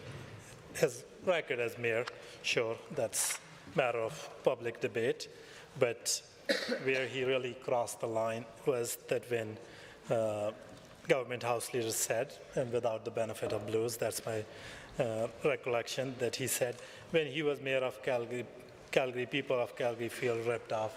I think that was a direct attack, personal insult, and that does raise to the level of a point of order. Government side. Mr. Speaker, we talk daily about how Albertans feel about what government does in this chamber. I think it is not beyond the pale to suggest how Calgarians feel about what the member opposite did while in the mayor's seat in Calgary. I think that this is a really weak point of order call, and this one absolutely could have been withdrawn, not a point of order, but rather a matter of debate. Okay. The Blues say Rich, coming from a caucus leader led by a leader who made himself the highest paid mayor in the country, as well as $500,000 severance package and fully funded pensions. But I can tell you when he was mayor, people in Calgary felt ripped off. No, you know what? It's not helpful language. It's not the kind of thing, and in terms of the rules that we have around here, you don't get to put in someone else's mind in this chamber what they believe or don't believe. I guess people outside of this chamber, the people of Calgary in this case, are subject to the same thing. It's not a helpful comment, but it's also not a point of order, and that is now dealt with. Is there, you'll have to forgive me, is there any more? I got looking at my table opposite, there's one at 242, I think it was withdrawn, if I'm not mistaken. I have 245. Okay. 242, I think. Oh, there it is. Sorry. You'll, I got a lot of paper. Go ahead, please. I think that was about some inappropriate heckling from Rump over there, but I am happy to withdraw. Well, thank you. And 245, I think, was the last one, if I have my notes are correct. Yes, Mr. Speaker. This one was called by the Minister for Seniors and Social Services. I'm sorry. You know what, Mr. Speaker? Sundry's favorite son. That's who called it, Mr. Speaker. And I can tell you that when I was answering a question, the member from Calgary Mountain View, in response to my answer with and answering the lots of crosstalk, Mr. Speaker, answering the question on the use of the notwithstanding clause and protecting women and girls. And the member from Calgary Mountain View said, "You're threatening my daughter." Mr. Speaker, I am not threatening anyone. What I am doing is standing up for the rights of young girls to play sports fairly and safely. And I will no longer continue debate, but this is a point of order under 23 HI and J. Member should apologize and withdraw. Government or opposition side? Yes, Mr. Speaker. What I actually said is, are you going to threaten my daughter again, referencing the member's statements from last night after I told a story about my daughter. He asked how I would feel if she was, quote, exposed to male genitals, but the language was clearly unparliamentary, Mr. Speaker, so I will apologize and withdraw. Paul? There's only one. Is this about the point of order? Comments. We're done with the points of orders. And I appreciate the member drifted into debate on something that happened before, which is out of order, honourable member, and you know that. Nonetheless, you can't call points of order on points of order, thank goodness, or we might be here till New Year's. So, order. Pardon me? One more point of order called by Deputy Government. There is another point of order. Okay, called by the no, I think we're done. We are done with points of order. Thank you. And folks, you're just going to have to forgive us when you're as enthusiastic about not following the rules as everybody has been today, that it makes it hard on all of us that have to keep track of this to keep track of this. So that takes us to orders of the day. Under orders of the day, government bills and orders for third reading. Bill 11, Health Statutes Amendment Act 2025, number 2. Honourable Minister LaGrange.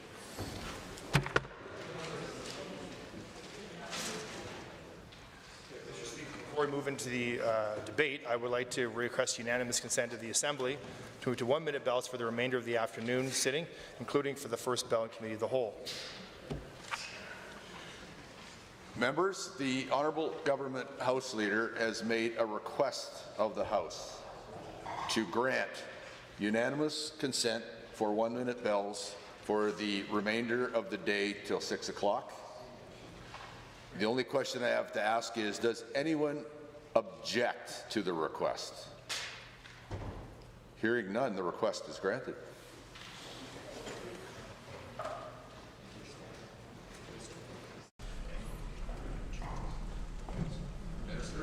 Bill?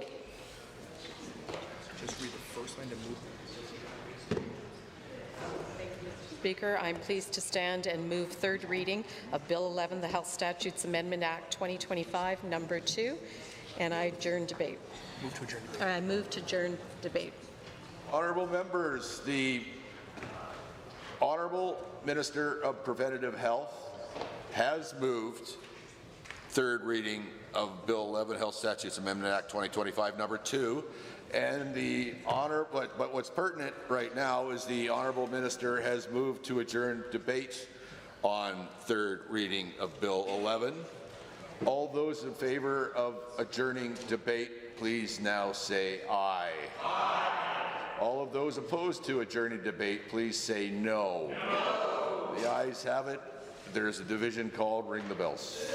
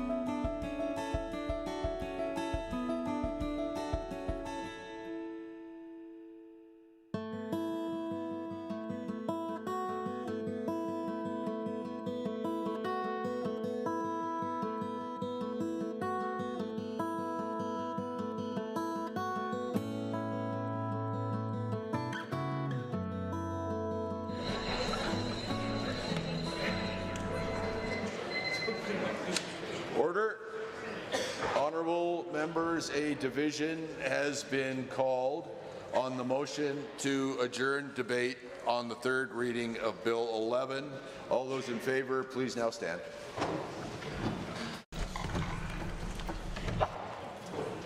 The Honourable Ms. Smith, the Honourable Mr. Sigurdsson, the Honourable Mr. Nicolaides, the Honourable Mr. Williams, the Honourable Mr. Glubish, the Honourable Minister Lagrange, the Honourable Mr. Horner, the Honourable Mr. Scow, the Honourable Mr. Ellis, the Honourable Mr. Amory, the Honourable Mr. Newdorf, the Honourable Mr. Lowen, the Honourable Mr. Wilson, the Honourable Mr. Jean, the Honourable Mr. Dreesen, the Honourable Mr. Nixon, Mr. Wright, Mr. Rosewell, the Honourable Mr. Turton, the Honourable Mr. Yassine, the Honourable Ms. Furr, the Honourable Mr. Jones, the Honourable Mrs. Sawney, the Honourable Mr. Hunter, the Honourable Mr. Nally, the Honourable Mr. Long, the Honourable Mr. McDougall, the Honourable Mr. Bochenko, Mr. Stefan, Ms. Pitt, Mr. Sear, Mrs. Johnson, Mr. Wiebe, Mrs. Sawyer, Mr. Getson, Mrs. Petrovic, Mr. Lunty, Mr. Yao, Mr. Dick, the Honourable Ms. Armstrong-Homenuk, Ms. de Jong, Mr. Bouchard, Mr. Singh, Ms. Lovely. Honourable members, all of those opposed to adjourning debate on third reading of Bill 11, please now stand.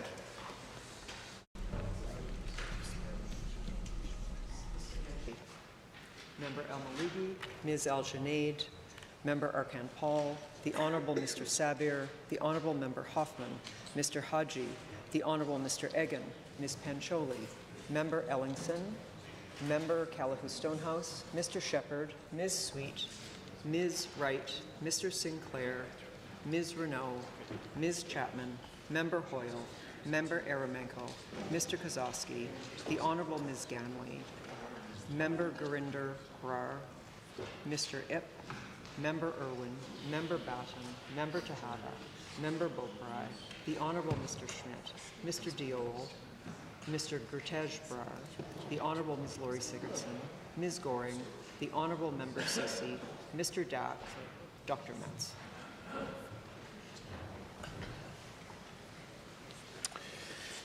Mr. Speaker, total for the motion 44, total against 35.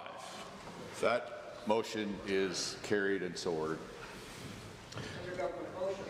Government Motion 23, the Honourable Mr. Scow. Thank you, Mr. Speaker. I rise to move Government Motion 23 on the order paper, which reads, be it resolved that when further consideration of Bill 11, Health Statutes Amendment Act 2025 No. 2 is resumed, not more than 1 hour shall be allotted to any further consideration of the bill in third reading, at which time every question necessary for the disposal of the bill at this stage shall be put forthwith.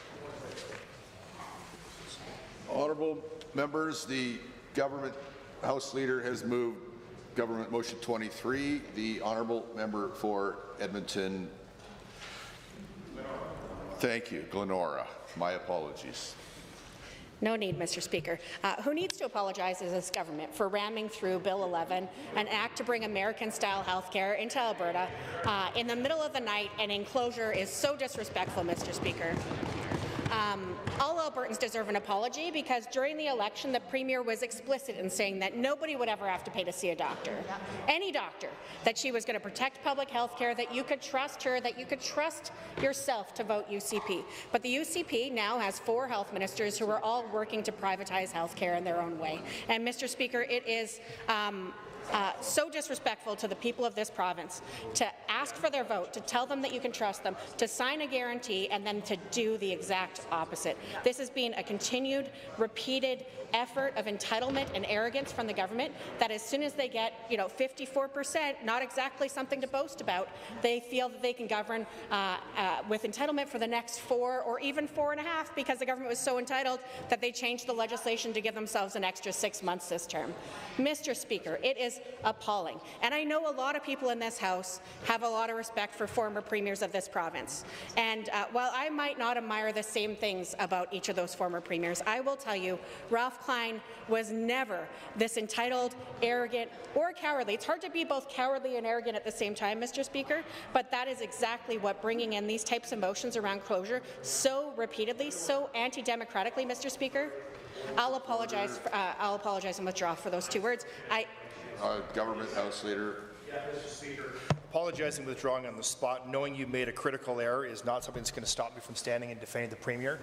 The member opposite from Edmonton, Glenora, was clearly saying that other premiers that she admired were never this cowardly, clearly referring to the Premier now as being a coward. This is language that is well below and well beneath the level of decorum in this chamber. That's not a new member across Seattle, the former health minister, someone who has sat on the government benches, who knows procedure. This is not new, not the first day. This is also not amateur hour, Mr. Speaker. I asked the member to withdraw and apologize. This is a point of order.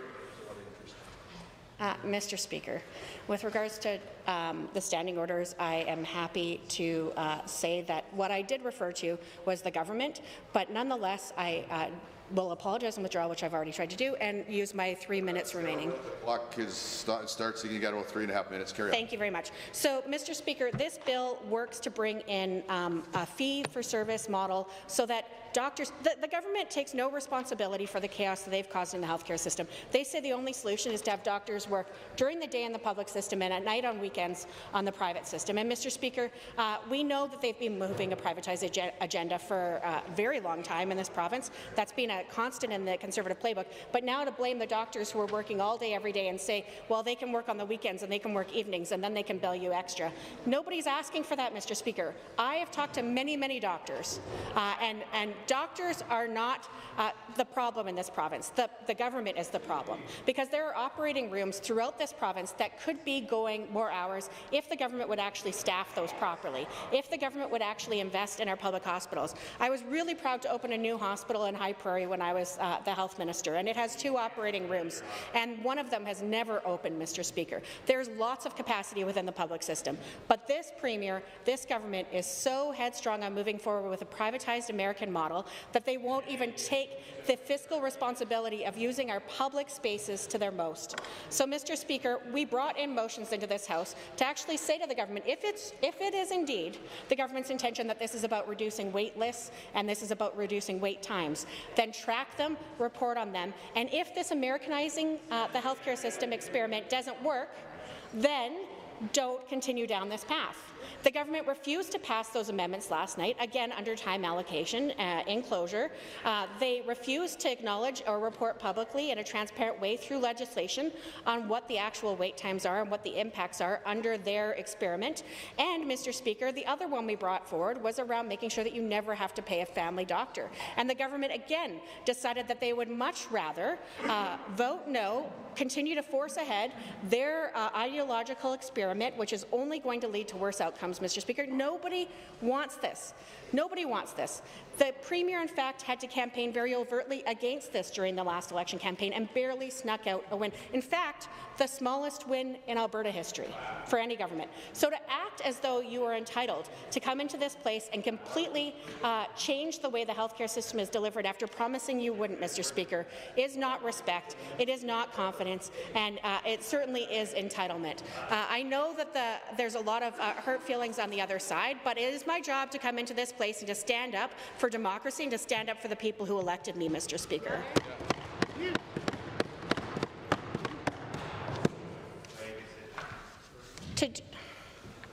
That's a point of order, actually, Mr. Speaker. I'll call a point of order. No, sure, yeah, 23 HIJ telling me to sit down? Government side? The Transportation Minister, yep. No response from the government side? Just apologize. I apologize and withdraw for saying that. I thought the member was out of time, so that's why I said that. I thought you're not speaking. But see, that's my job to tell people when they're out of time. So thank you for apologizing and withdrawing, because that was the right thing to do in this case. Carry on. Thank you very much, Mr. Speaker.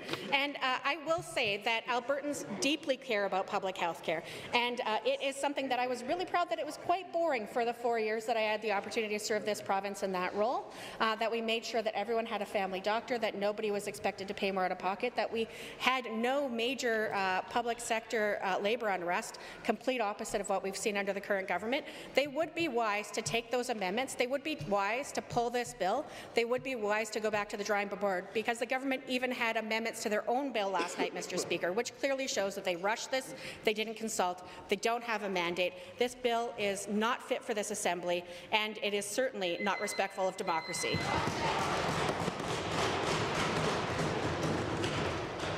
Honourable members, on the government motion 23, if you are agreed, please say aye. Aye. If you are opposed, please say no. No. The ayes have it. There's a division called ring the bells, please.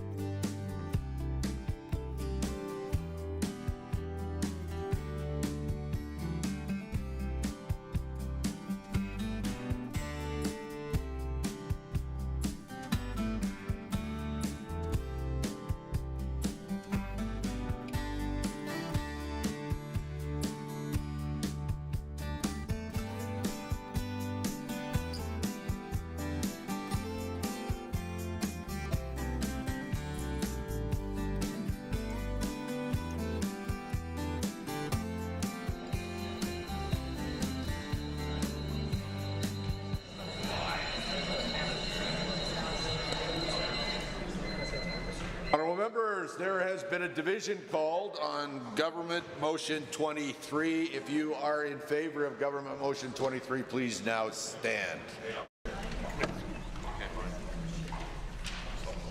Honourable Ms. Smith. Honourable Mr. Sigurdsson. Honourable Mr. Nicolaides. Honourable Mr. Williams. Honourable Mr. Gluish. Honourable Minister LaGrange. Honourable Mr. Horner. Honourable Mr. Scow. Honourable Mr. Ellis, Honourable Mr. Amory, Honourable Mr. Newdorf, Honourable Mr. Lowen, Honourable Mr. Wilson, Honourable Mr. Jean, Honourable Mr. Dreeshen, Honourable Mr. Nixon, Mr. Wright, Mr. Rosewell, Honourable Mr. Turton, Honourable Mr. Yassine, Honourable Ms. Furr, Honourable Mr. Jones, Honourable Ms. Sani, Honourable Mr. Hunter, Honourable Mr. Nally, Honourable Mr. Long, Honourable Mr. McDougall, Honourable Mr. Boychenko, Mr. Stefan, Ms. Pitt, Mr. Sear, Mrs. Johnson, Mr. Weeb, Mrs. Sawyer, Mr. Getson, Mrs. Petrovic, Mr. Lunty, Mr. Yao, Mr. Dick, Honourable Ms. Armstrong-Maniak, Mr. Young, Mr. Bouchard, Mr. Singh, Ms. Lovely. Members, if you are opposed to Government Motion 23, please now stand. Mr. Nedge. Member El-Maleki, Ms. El-Junaid, Member Arkan Paul, Honourable Mr. Sabir, Honourable Mr. Egan, Ms. Pancholi, Member Ellenson, Member Callahan-Stonehouse, Ms. Sweet, Ms. Wright, Ms. Renault, Ms. Chapman, Member Hoyle, Member Ermenko, Mr. Kosowski, Honourable Ms. Ganley, Member Gurinder-Brar, Mr. Ip, Member Irwin, Member Batten, Member Tejada, Member Beaupry, Honourable Mr. Schmidt, Mr. Dayal, Mr. Gutejbrar, Honourable Ms. Lori Sigurdsson, Ms. Goring, Honourable Member Cece, Mr. Dack, Dr. Metz. Total for the motion 44, total against 31. Honourable members, that motion is carried. Bills for third reading. Bill 11, Health Statutes Amendment Act 2025 No. 2, adjourned debate. The Honourable Minister LaGrange. The Honourable Minister of Preventative Health Care. Thank you, Mr. Speaker. Over the past year, our government has worked diligently to implement a refocused healthcare system, one that reflects the evolving needs of Albertans, supports healthcare professionals, and ensures timely, high-quality care for all. The development of this legislation has been informed by input from healthcare professionals, system experts, and most importantly, the experiences and feedback of Albertans themselves. Bill 11 is a significant step forward in modernizing Alberta's healthcare system. It addresses critical areas including physician practice rules, drug coverage, food safety, health card processes, and system-wide accountability, while ensuring the structural changes necessary for a sustainable, patient-focused system. While the NDP were content with the status quo of a deteriorating healthcare system, we and all Albertans are not. Thus, Bill 11 modernizes physician participation rules under the Alberta Healthcare Insurance Act through a dual practice model. Under this framework, physicians may continue to provide insured services within the public system while also delivering private services in defined, closely monitored circumstances. This approach provides physicians with practice flexibility to attract and retain top talent. It expands surgical and procedural capacity to shorten wait times. It ensures that all public services remains fully funded and accessible with no out-of-pocket costs for Albertans. It includes safeguards such as requiring separate records for public and private services, limiting dual practice in shortage-sensitive specialties, as well as excluding family physicians and emergency cancer or urgent procedures from private delivery. These measures reflect a responsible, balanced approach that strengthens the public system while providing additional options for patients. Dual practice is consistent with the Canada Health Act, and it mirrors successful models already in place in other provinces, such as Quebec and New Brunswick, as well as other countries such as Denmark, Sweden, Germany, and the Netherlands. Secondly, Bill 11 modernizes the drug coverage for establishing the government as the payer of last resort.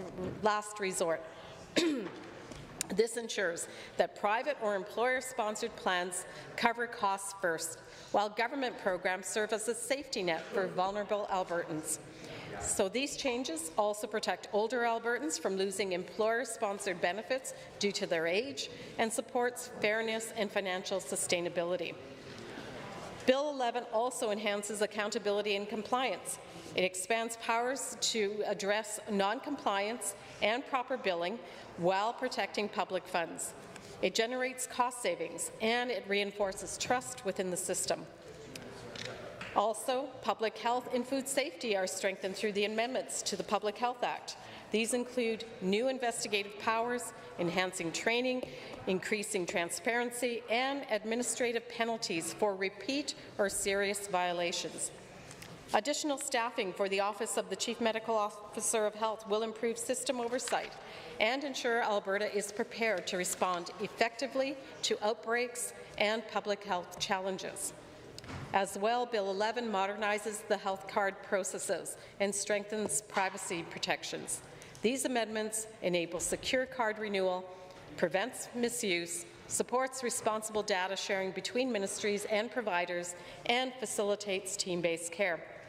Health foundations are also empowered to better engage with communities in ways that foster innovation and improve patient care. And finally, Madam Speaker, Bill 11 supports structural changes required by our refocused health system to modernize hospital governance. Alberta Health Services will be transitioned to a hospital-based acute care provider, and outdated provisions within the Hospital Act will be consolidated into the Provincial Health Agencies Act. These updates align legislation with today's operational realities and ensure a coordinated, efficient system. Madam Speaker, Bill 11 represents a new era for healthcare in Alberta and reflects our government's commitment to a stronger, more modern, more accountable system, while still adhering to our public health guarantee. It will be a system, Madam Speaker, that puts patients first, supports the professionals who care for them, and ensures Albertans receive the timely, high-quality care that they deserve. It is indeed an honour for me, Madam Speaker, to bring forward Bill 11, and I encourage all members to support Bill 11 before they go off to have a very Merry Christmas. Thank you, Madam Speaker. The Honourable Leader of the Official Opposition. Thank you, Madam Speaker. And to the relief, I think, of everyone in this House, I will start by saying I will not use my full-time allocation this time, and will cede time to others. But I did want to spend a few moments talking about Bill 11. And I will not spend a ton of time talking about the problems with this bill, and they are legion. But I want to talk a little bit about how we got here. In May 2023, in the closest election in Alberta's history, every household in Alberta got a pamphlet. And on that pamphlet it says, quote, "Under no circumstances," that's in bold, "will any Albertan ever have to pay out of pocket," that's in bold, "for access to their family doctor," that's in bold, "or to get the hospital care they need," unquote. There's a name under there that I'm not allowed to say in the House. I've learned that rule. But it's signed by the person who is now the Premier. That person won the closest election in Alberta's history, not least because of that healthcare guarantee.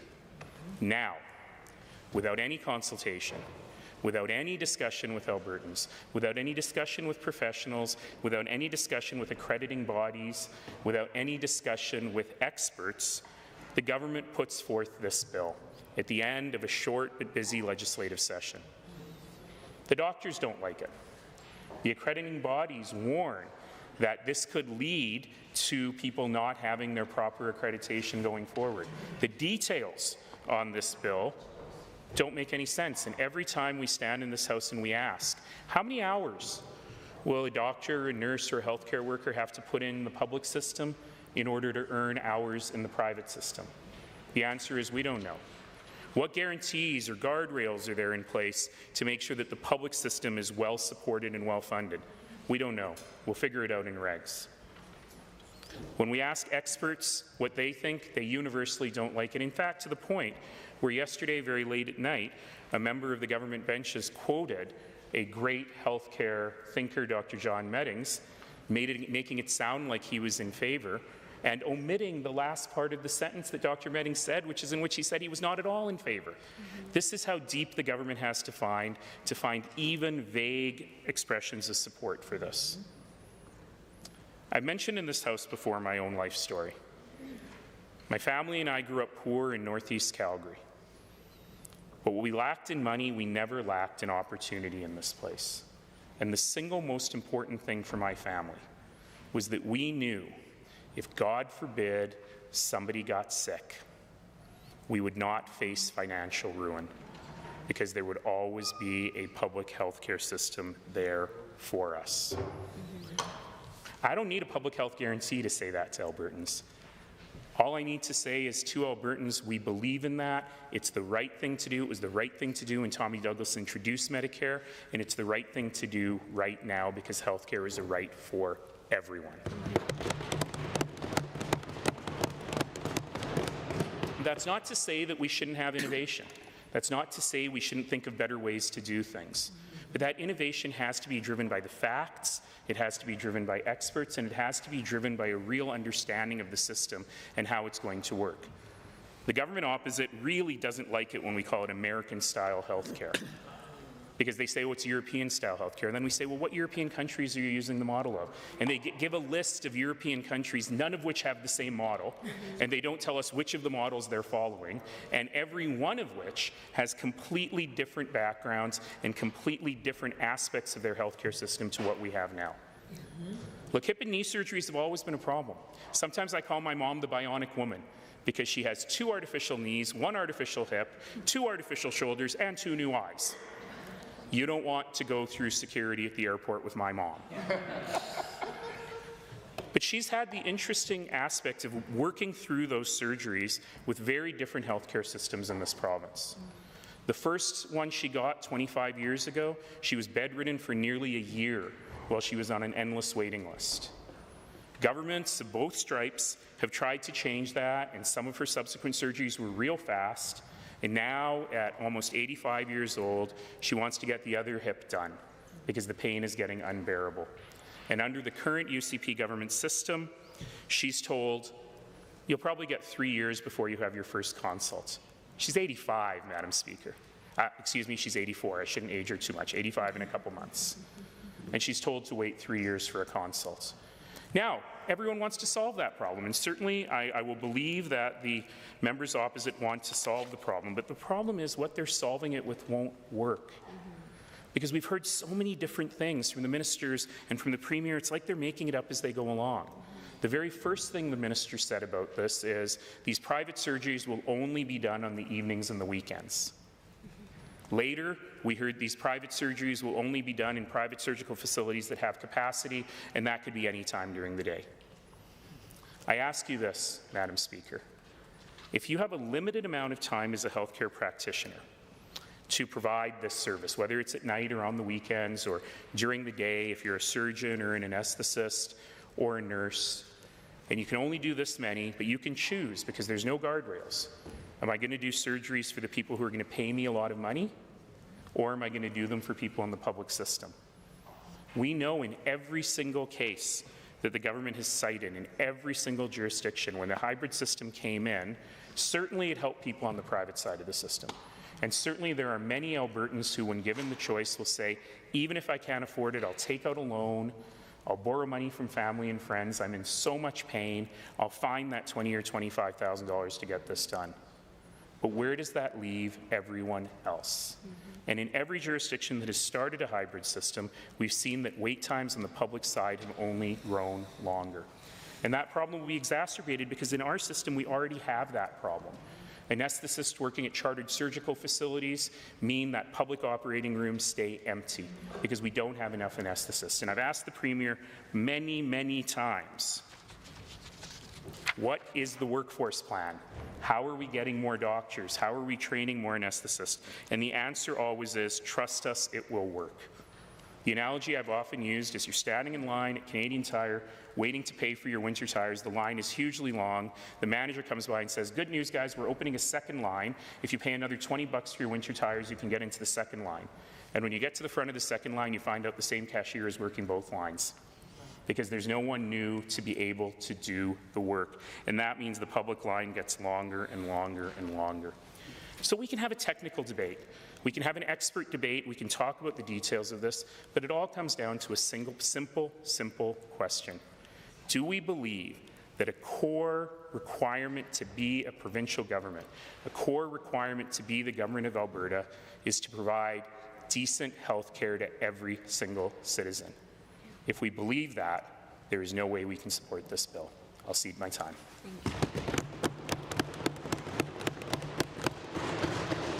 Are there others? The honourable member for Edmonton Decor. Thank you, Madam Speaker.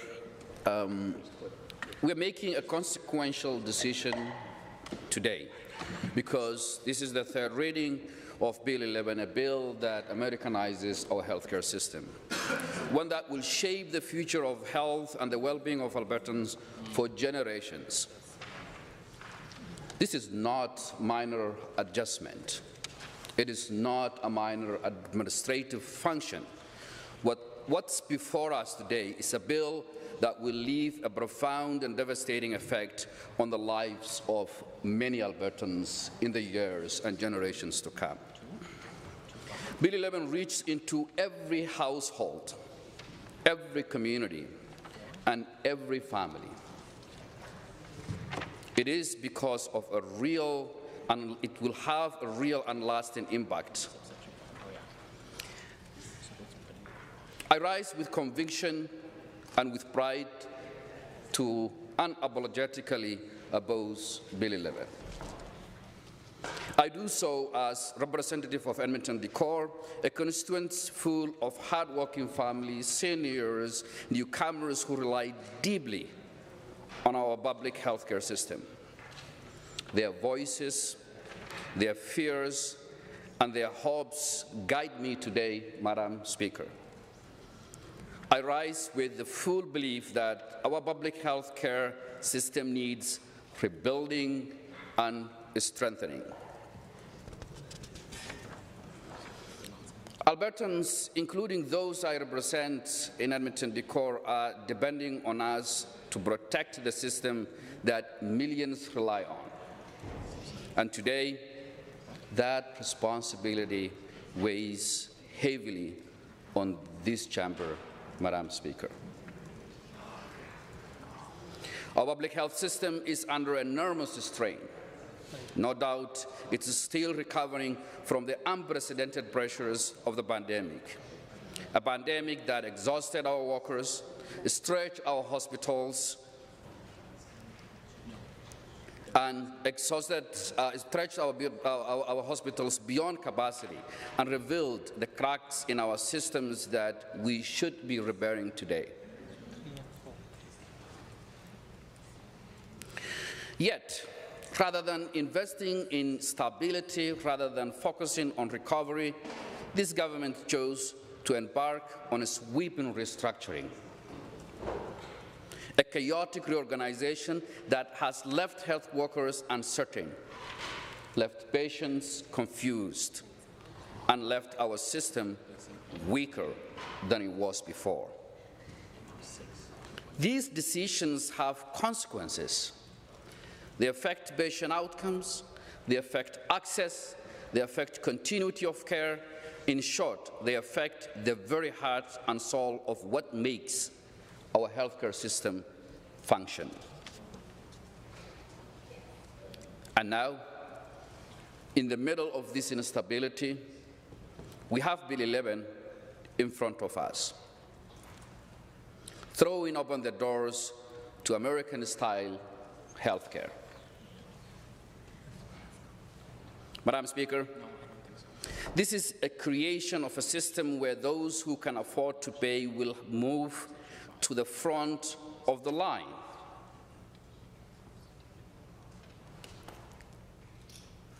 While those cannot afford it will be left waiting suffering, watching, and seeing their health care decline. In the privatized tier, when we create 2 tiers as per Bill 11, wait times will look impressive because they will only serve few who can pay. And then this government will turn around and point to those numbers as a proof that privatization works. Meanwhile, the public tier will be left with the most complex cases, with the most complex patients, with the most chronic diseases, and the least resources. And day after day, that public tier will crumble under the weight. That is what Bill 11 will deliver. We have seen this cycle before in many countries. We have also seen Alberta's own experiment in Dynalife. We know exactly where it leads. It leads to deteriorating care. It leads to poor health outcome. It leads to a system where wealth, not need, determines who gets treated first. Now, Madam Speaker, government members have insisted that this is not an American 2-tier healthcare system, but rather a European-style healthcare. They would like Albertans to believe that Bill 11 brings us closer to a healthcare system of countries like France, Germany, Denmark, and Netherlands. That comparison collapses under the slightest scrutiny. Most European countries have a national pharmacare that dramatically reduces out-of-pocket costs for everyday people. Albertans do not have that, and Bill 11 does not bring that. Albertans will still pay prescriptions out of pocket. Many already struggle because of this government's decisions. European healthcare system invests heavily in prevention and early intervention because they understand that prevention reduces costs and saves lives. Alberta is nowhere near that level of investment. And if you want to get an indicator, just see our immunization or vaccination coverage and where we are at today. European countries provide comprehensive mental health coverage as part of the public system. Bill 11 doesn't do that. European systems have extraordinarily strong primary health care function. In many nations, 98% of residents are attached to a family doctor. Here in Alberta, 1 million Albertans are still trying to find their family doctor.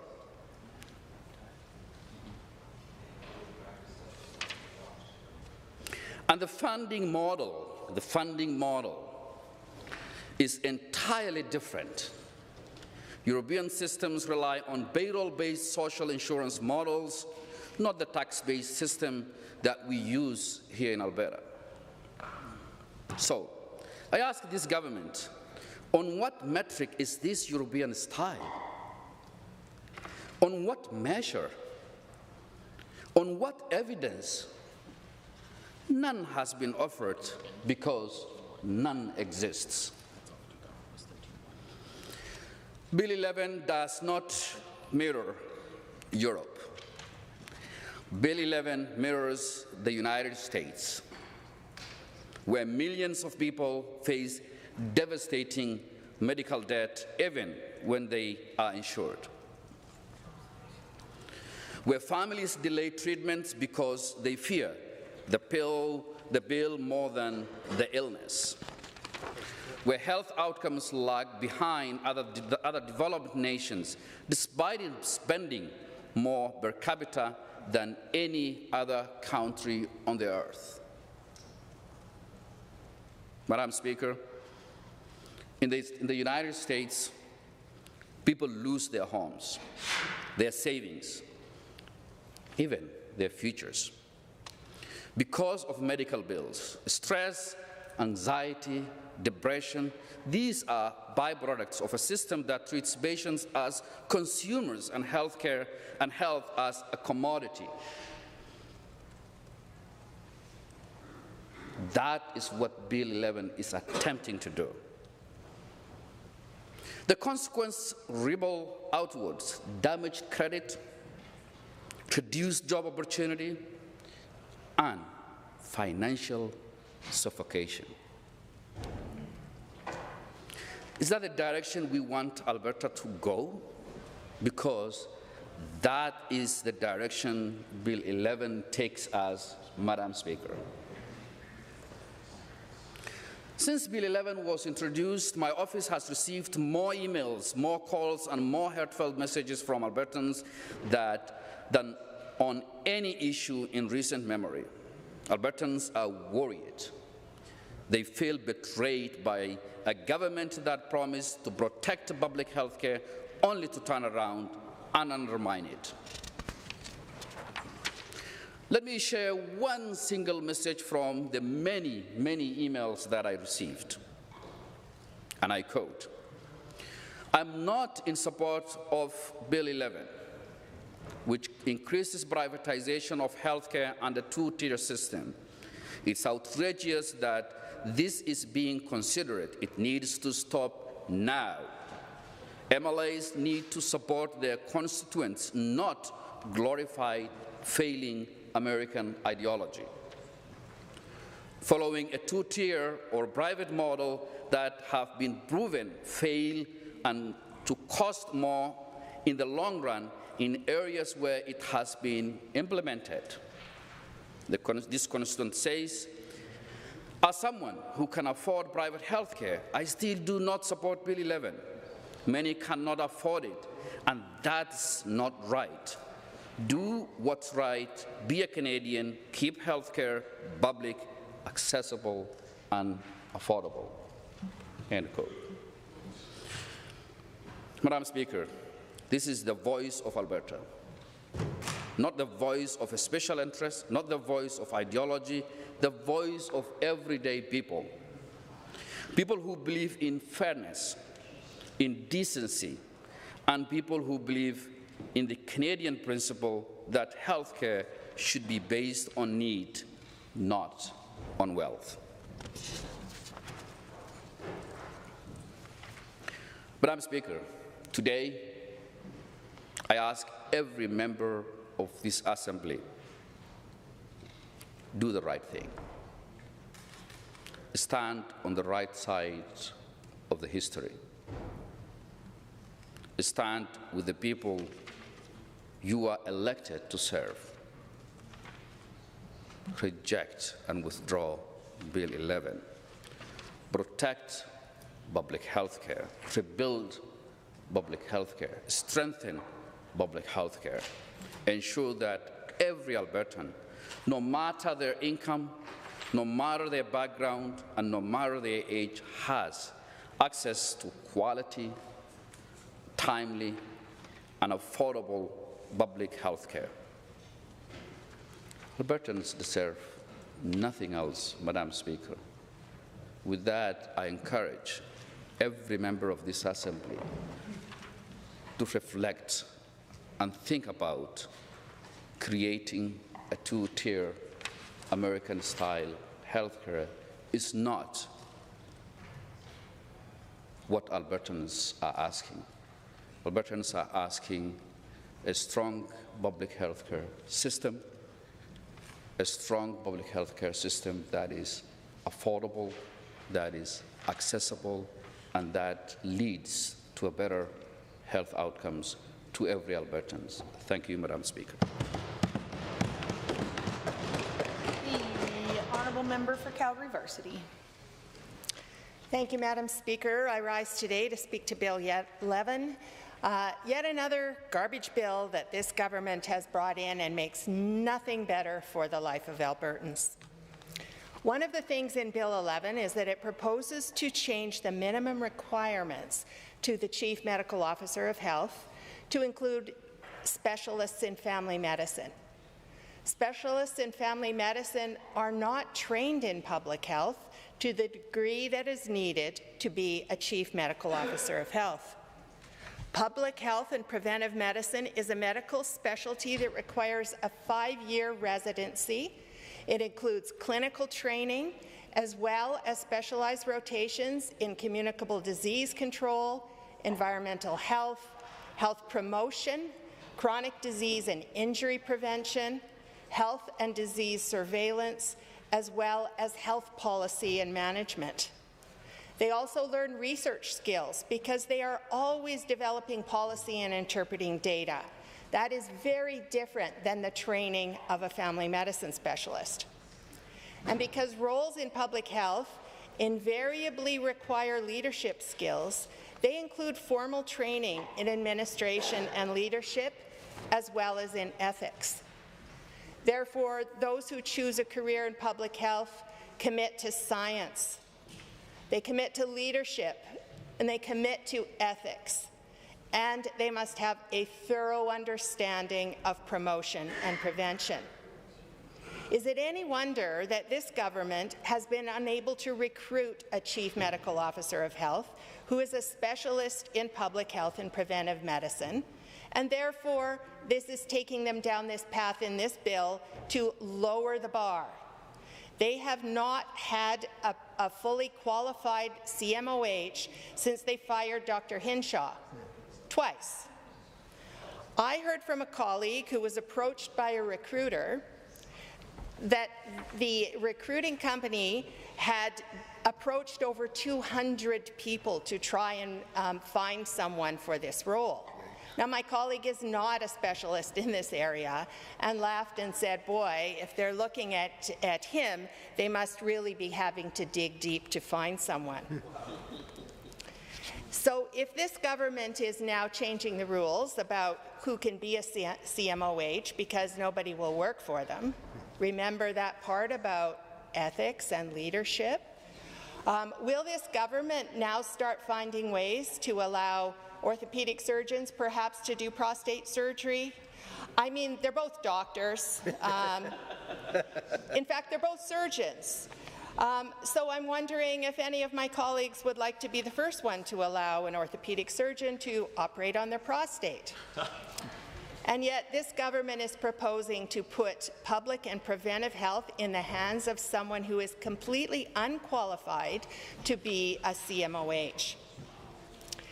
On the other hand, it is obvious that in fact the politicians are running public health and that the advice of a public health expert is ignored or kept secret in any case. So maybe therefore we have the reason that nobody trained in public health will take the job. You get to be the face of horrendous decisions made by this government. You need to speak publicly to sell their anti-science messages, and of course, along the way, destroy your reputation, your career, and probably your soul. And be assured, when the public revolt against the messages that they present comes, the government will blame you, shame you, and fire you. Right.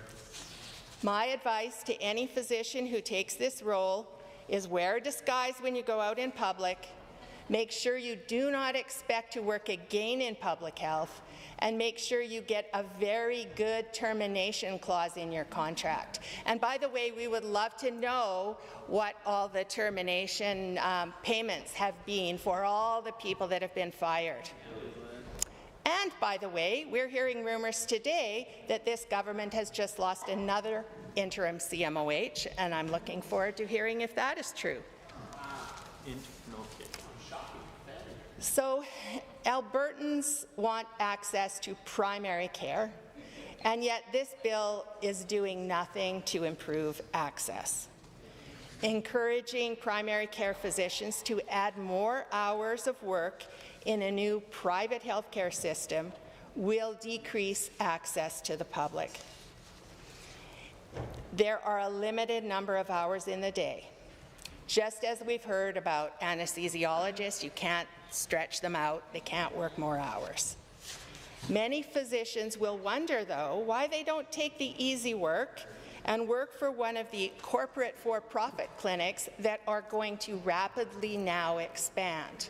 We have seen the corporatization of dental care, of veterinary care, of optometry, and we know that the outcomes are worse, the costs go up, and the providers lose any control that they might have had before to deliver high-quality care. These programs offer no admin responsibilities. In fact, it's kind of like being a CMOH. You just do what you're told. There's no need to take on the commitment of a multi-year lease. Now, that's a good thing. No need to worry about which EMR you're going to use, no need to keep your supplies in stock, hire your staff, or worry about getting holiday coverage for your patients, or manage the cost of your office when you're trying to cover a local emergency department or run out to deliver babies. Jobs like this that could be part-time and help out a practice that a physician or physician group are running could be offered in the public system. Yet this government has made it more difficult for such physicians to be able to do those jobs because they can't be part of the new system of billing because they don't carry a large enough panel themselves. They can be critical in an existing practice. These type of roles are critical for physicians in their early years of practice when commitments to look after family may be high, later when they have responsibilities to care for other family members or their own health limits how much they can work, and in those early years when they're perhaps waiting for a partner to finish their education and decide where to work. These jobs could be easily available in team-based clinic led by local teams and developed with the support and funding of a well-designed, publicly funded system. But no, with Bill 11, this government is moving to the American model of corporate clinics, and believe me, we will start to see them very soon.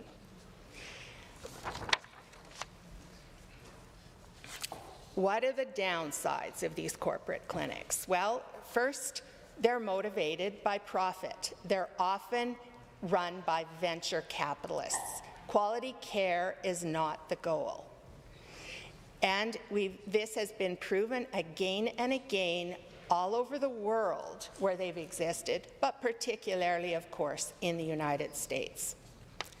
Second, these corporate clinics will focus on what makes money, and they will draw people into the clinic, but then they will provide the services that are good for making money. And one of the first and easiest is virtual care. We need more virtual care. We need this government to support a system where virtual care is appropriately funded and positions and jobs for physicians to work part-time in that are there, but they're integrated with the public system and with the care provided by a person's own regular family doctor. These corporate clinics will focus on those things that make money, and indeed many of them will only provide virtual care, which means you can pay for that consult at this point in time. They're already there through many insurance plans. But if you need more, maybe an examination, you'll either be sent to the emergency department or you'll have to find a physician who can examine you. These corporate clinics will also stop doing the hard things that don't make money. They will buy up practices so that they have a monopoly, but then they will look at where they can make the most bucks. Maybe you need ultrasound and obstetric care in a remote and rural community. Well, you know, it's not very financially good to start building practices in rural areas because it costs more. We all know that. That's why it's hard to get people there and systems built. So it is going to have a bigger impact on rural and remote areas than it is even on people in the cities. Fourth, as already noted by my colleagues and every actual policy expert, based on data, wait times for primary care will increase in the public system. People who can pay are less likely to be complex. They're often working, fit and well, and having a better income and a better insurance plan. So the complexity will increase, as along with there being fewer providers. And along with these longer wait times, the cost of the public healthcare system will increase. Public system costs will increase as the patients are more complex, need more tests, need more interventions. It will increase because people don't get the care when they need it. They have to wait longer to get the care. They're often sicker, and that costs more. And because healthcare premiums are going to rise for all of us. Everybody with a healthcare plan that is going to probably have to start offering some of these private benefits are going to go up. So employers are going to have to pay more. Maybe they say they can't afford to increase the minimum wage, but if there's any benefits, that cost is going to go up. So individuals and employers will be paying more. But the efficiency of the healthcare system is also going to decrease. Costs will rise because we will no longer have a single payer. One of the things that is well known about the Canadian system is by having a single payer instead of 30 different insurance companies, the administrative costs are magnitudes lower. My neurology group had 1 to 2 billing clerks to cover all of our billing submissions, which went to Alberta Healthcare System, whereas a practice of similar size would have magnitudes. We'd have more billing clerks than physicians. We used to say 30 neurologists, 2 billing clerks. In the U.S., it would be 2 neurologists and 30 billing clerks. It is enormous. They're on the phone all day arguing about what gets paid and what doesn't get paid. Every Albertan will pay more for the public system and these long wait times. So Albertans also want more or want shorter wait times for surgery and diagnostics, and we deserve it. However, this government has already shown their experiment of increasing reliance on private surgical clinics is increasing wait times for most types of surgery because there's a limited supply of anesthesiologists. Allowing more private surgery by allowing doctors to work in both the public and private system is going to magnify this. It's going to get worse. Anesthesiologists will spend more time delivering privately funded care. Alberta's private surgical clinics already do a lot more than the public-funded surgery that we know about. They are doing a lot of private surgery for people who come from other provinces. Those in the public healthcare system know this because they get a complication and they end up in our emergency departments. Nurses and anesthesiologists who work for these private surgical clinics already work to provide private care to these out-of-province patients. More nurses and anesthesiologists will now work in the private system. This will further reduce public system access. And from what I understand, this government doesn't even know the magnitude of that surgery that's going on.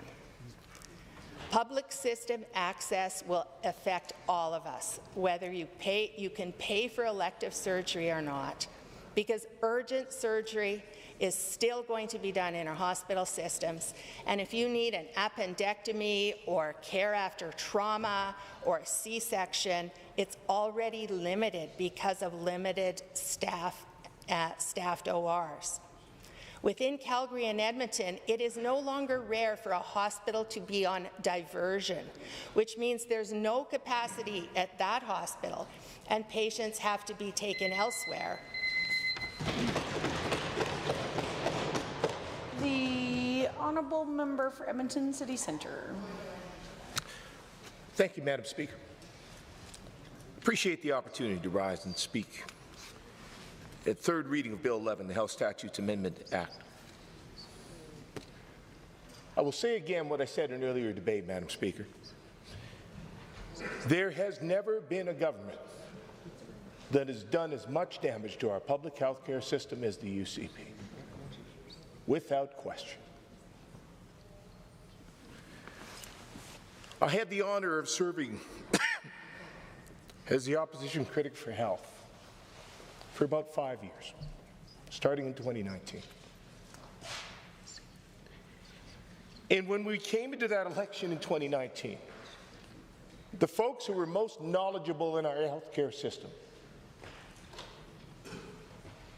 were saying that in the 4 years we were in government, we'd seen an unprecedented era of stability.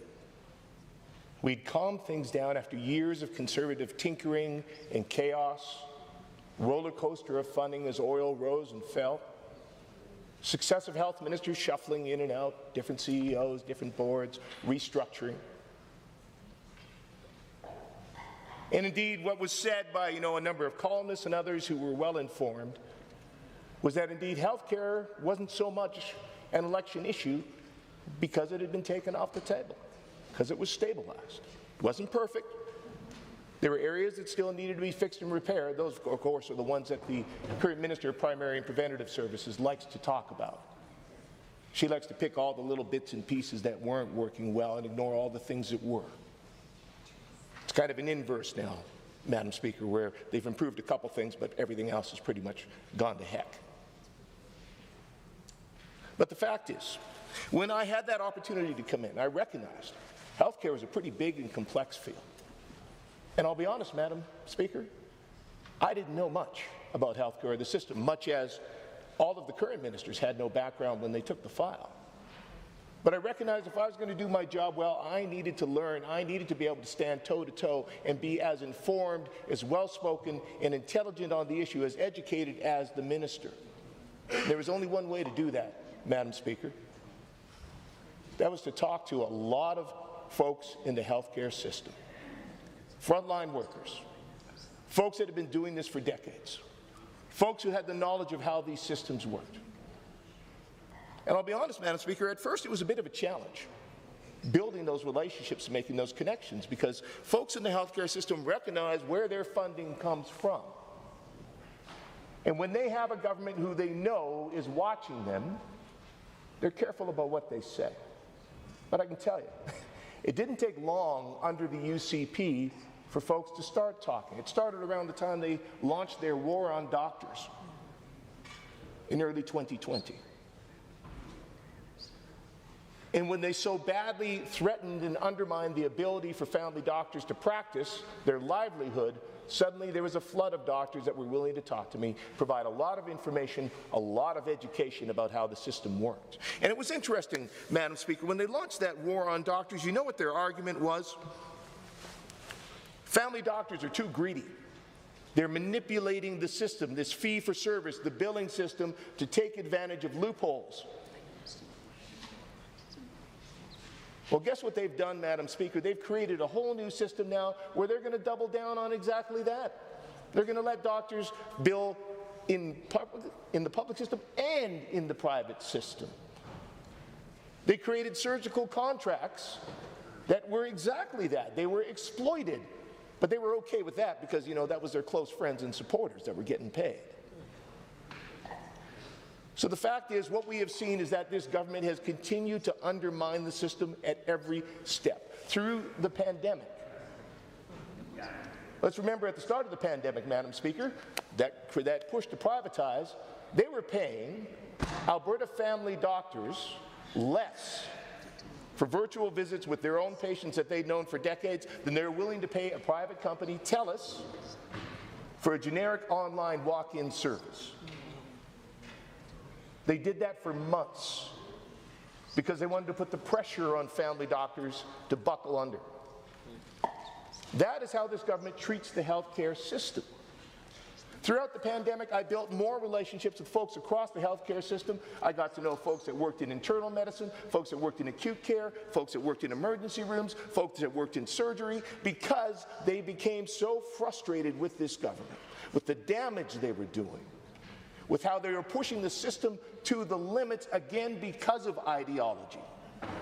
Because they were not making decisions based on actual public health, on expertise, on talking to the folks who knew the system and cared the most about it, but based on their political interests and ideology. That's what drove a number of the steps they took. Premier Kenney, he came in, he said, you know what we're going to do in healthcare? We're going to save a bunch of money. We're going to privatize lab services. Well, how'd that go, Madam Speaker? 3 years of work to force through a contract that they designed specifically for Dynalife fell apart in 6 months, cost taxpayers $125 million, and caused a whole lot of suffering for Albertans for the 6 to 8 months when they handed it over. He was going to save a bunch of money and get more surgeries done, Madam Speaker, through the Alberta Surgical Group and others, the Alberta Surgical Initiative. Again, they took months to get this up and going. Turns out the contracts that they signed were overpaid. And we warned them at every step, and it wasn't me speaking from ideology, Madam Speaker, it was me telling them what I was hearing from folks on the front lines, surgeons, anesthesiologists, who were reaching out to me behind the scenes because of their concern with what this government was doing and their refusal to actually listen or consult.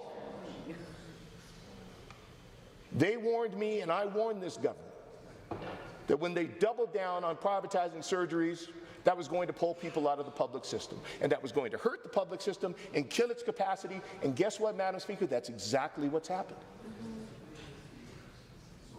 I stood in this House and asked questions of then Minister of Health Jason Copping about his plan to force anesthesiologists in the public system in Calgary to go and work for ASG. First swore up and down it wasn't happening, and then swore up and down that it would not impact the public system. Those anesthesiologists themselves are speaking out about the damage it's done.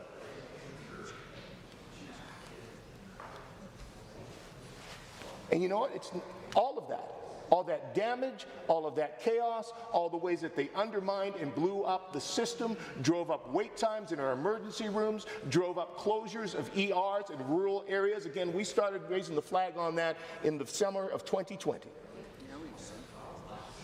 Started tracking every closure that was happening in rural Alberta and says, this is a trend. Well, guess what, Madam Speaker?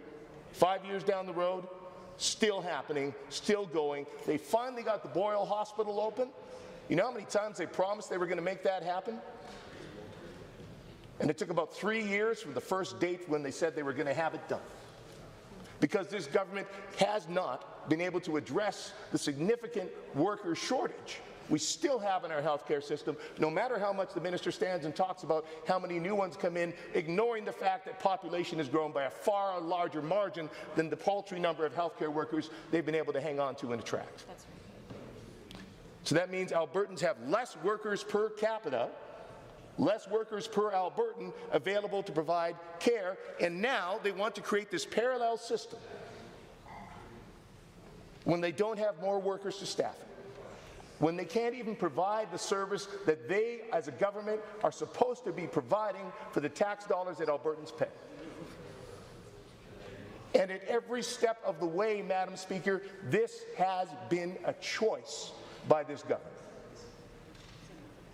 Premier Kenney, before he became Premier, he spoke with contempt, literally, about the public health care system and public health care workers. And this Premier, before she became Premier, she spoke at length about what she wanted to do, how Albertans should pay more out of pocket for health care, maybe pay to see their family doctor, how hospitals, maybe we should have private corporations run those instead, because public health care workers are so bad at their job.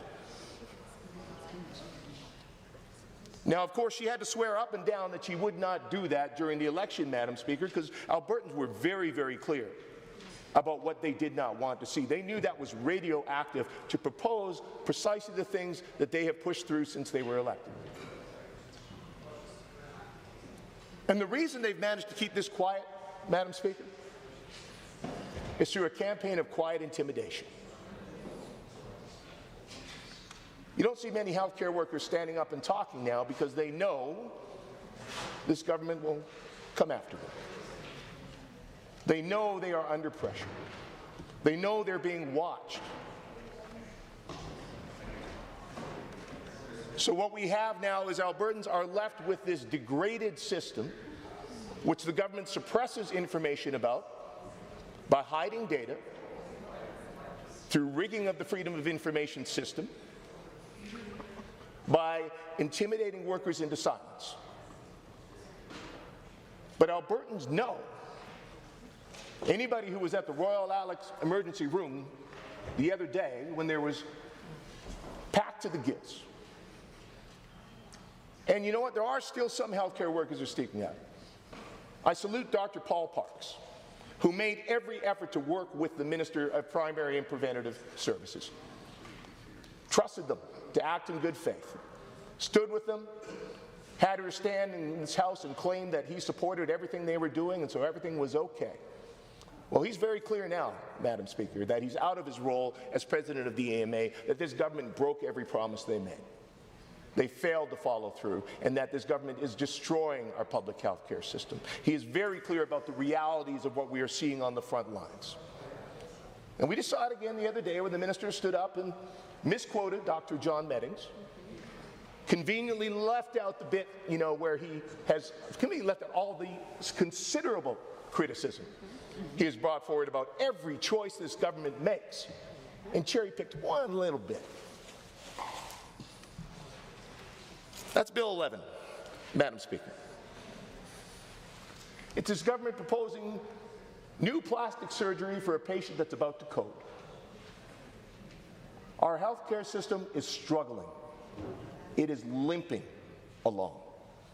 Healthcare workers are exhausted. But this government is only interested in listening to a handful of doctors who are making a darn good profit and want to make more. They're focusing on a little handful, a sliver of the surgeries. And let's be clear, these are surgeries people need. Hips, knees, cataracts, those are things that make a big difference for people's quality of life. But they are paying no attention to the growing wait list for people with cancer, life-threatening surgeries. All these other areas of healthcare that this government just conveniently ignores, they don't care about, because it's not the fun stuff, Madam Speaker. It's not the things where they get to cherry pick this little bit from that healthcare system and that little bit from this thing over there and feel like a clever disruptor like they're Elon Musk. Though I'd say, what Elon Musk did to Twitter is not dissimilar to what they've done to our healthcare system. There's a tech term for it that would not be parliamentary. But it's kind of colloquially turning things to crap. And that is what we have seen, and that is what anybody who works in this healthcare system will tell you. But of course, this government doesn't listen to them. They spend millions of dollars on consultants. The turnover, they continue to fire. Who knows how many CEOs we've had at AHS at this point? How many different boards, sole administrators, single persons that are representing the entire board. The most recent one now, he's off on leave. And this government swears they've done nothing wrong. It's all those people over there. Mr. Speaker, if you have a constant turnover of employees, if you constantly have people quit, it's not your employees, you're a bad boss. You probably don't know how to actually run your business. And that's bad enough. The money they wasted on DynaLife, yeah, that was problematic. All these little games they like to play, yes, but what we are talking about here, Madam Speaker, is life and death for some Albertans. It is objectively their quality of life, their ability to make a living, the amount of time they're going to have with loved ones. That's what this government is playing with, as if they were tinkering with an engine, swapping out parts willy-nilly. Albertans are owed far more. What we are seeing in Bill 11 is just further disruption, further chaos, It is far more rooted in American-style privatization than European countries that have actually put thought and care into holistically building every aspect of their healthcare system, primarily pharmacare and primary care. This government is going to do a lot of damage. I've got less than 3 minutes up for grabs. The honourable member for Edmonton Highlands Norwood. Thank you so much, and I just wanted to take a moment to start by thanking so much my colleagues who've done incredible work speaking in support of public health care, and so grateful for all of you, especially when we have folks like the member from Calgary Varsity who's had a lifetime of working in health care. And on that note, I want to give a shout out to all the healthcare workers out there. We're just so grateful for you, and we love you. And so thank you for all that you continue to do. And wishing you all the best as you head into this holiday season. We're almost done our time here in the House this session, and I know I can speak for all of us that as we head back into our home constituencies, we're going to be connecting with our constituents.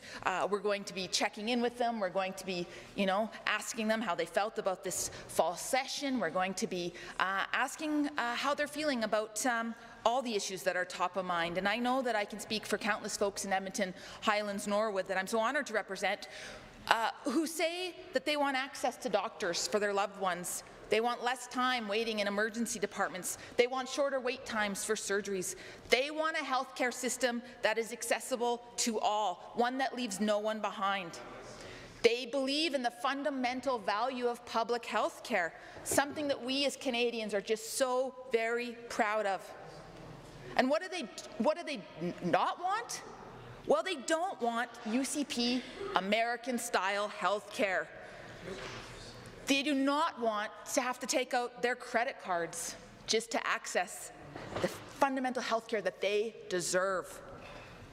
They do not support Bill 11.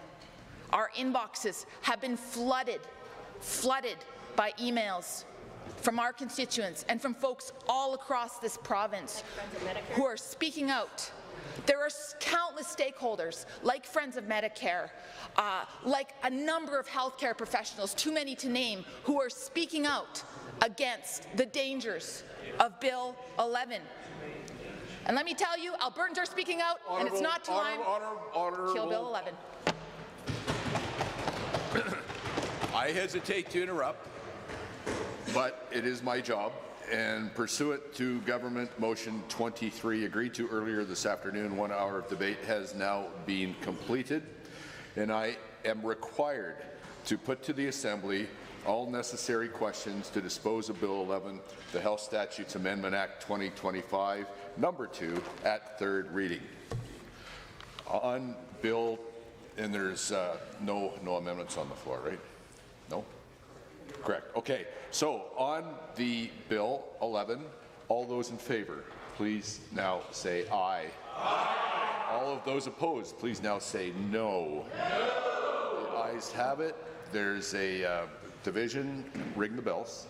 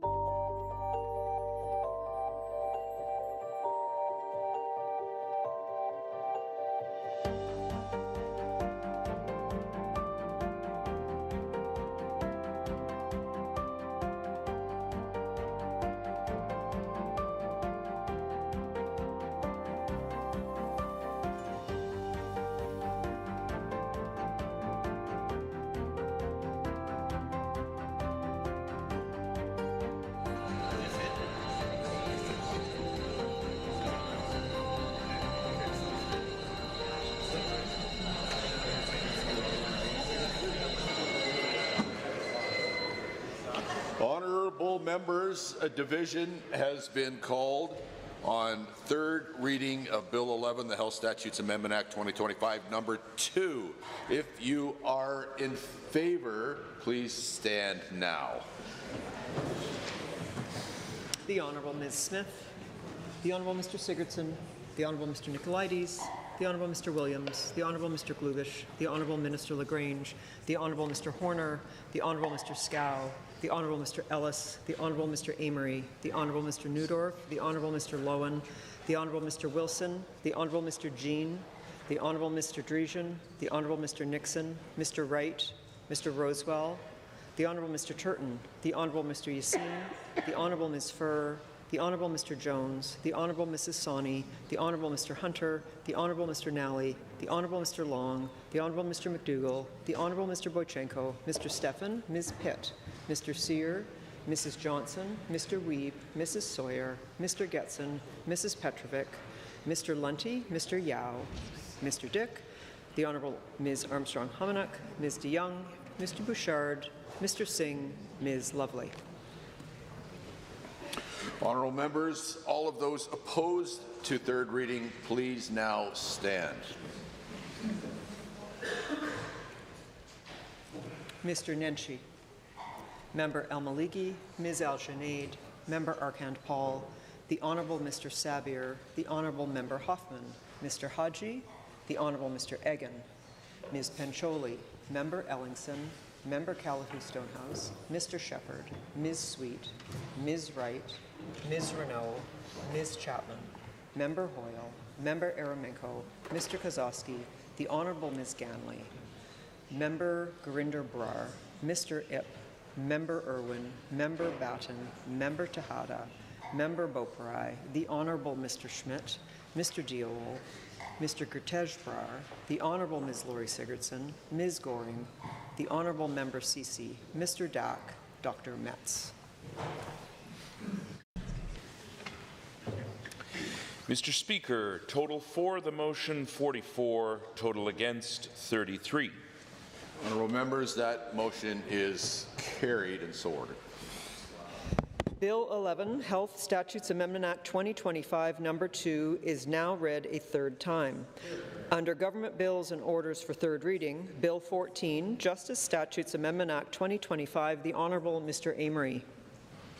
Honourable Minister. Thank you very much, Mr. Speaker. I'm pleased to rise and move third reading for Bill 14, the Justice Statutes Amendment Act 2025. Mr. Chair, at its core, Bill 14 protects something fundamental: Albertans' confidence in their democracy and in their justice system. This time, I'd like to motion to adjourn debate. Honourable members, the Government Justice Minister has moved third reading of Bill 14, but most time important to us all is he's also moved to adjourn debate. All those in favor of adjourning debate, please now say aye. Aye. Those opposed to adjourning debate, please now say no. No. The ayes have it. There's a division. Ring the bells.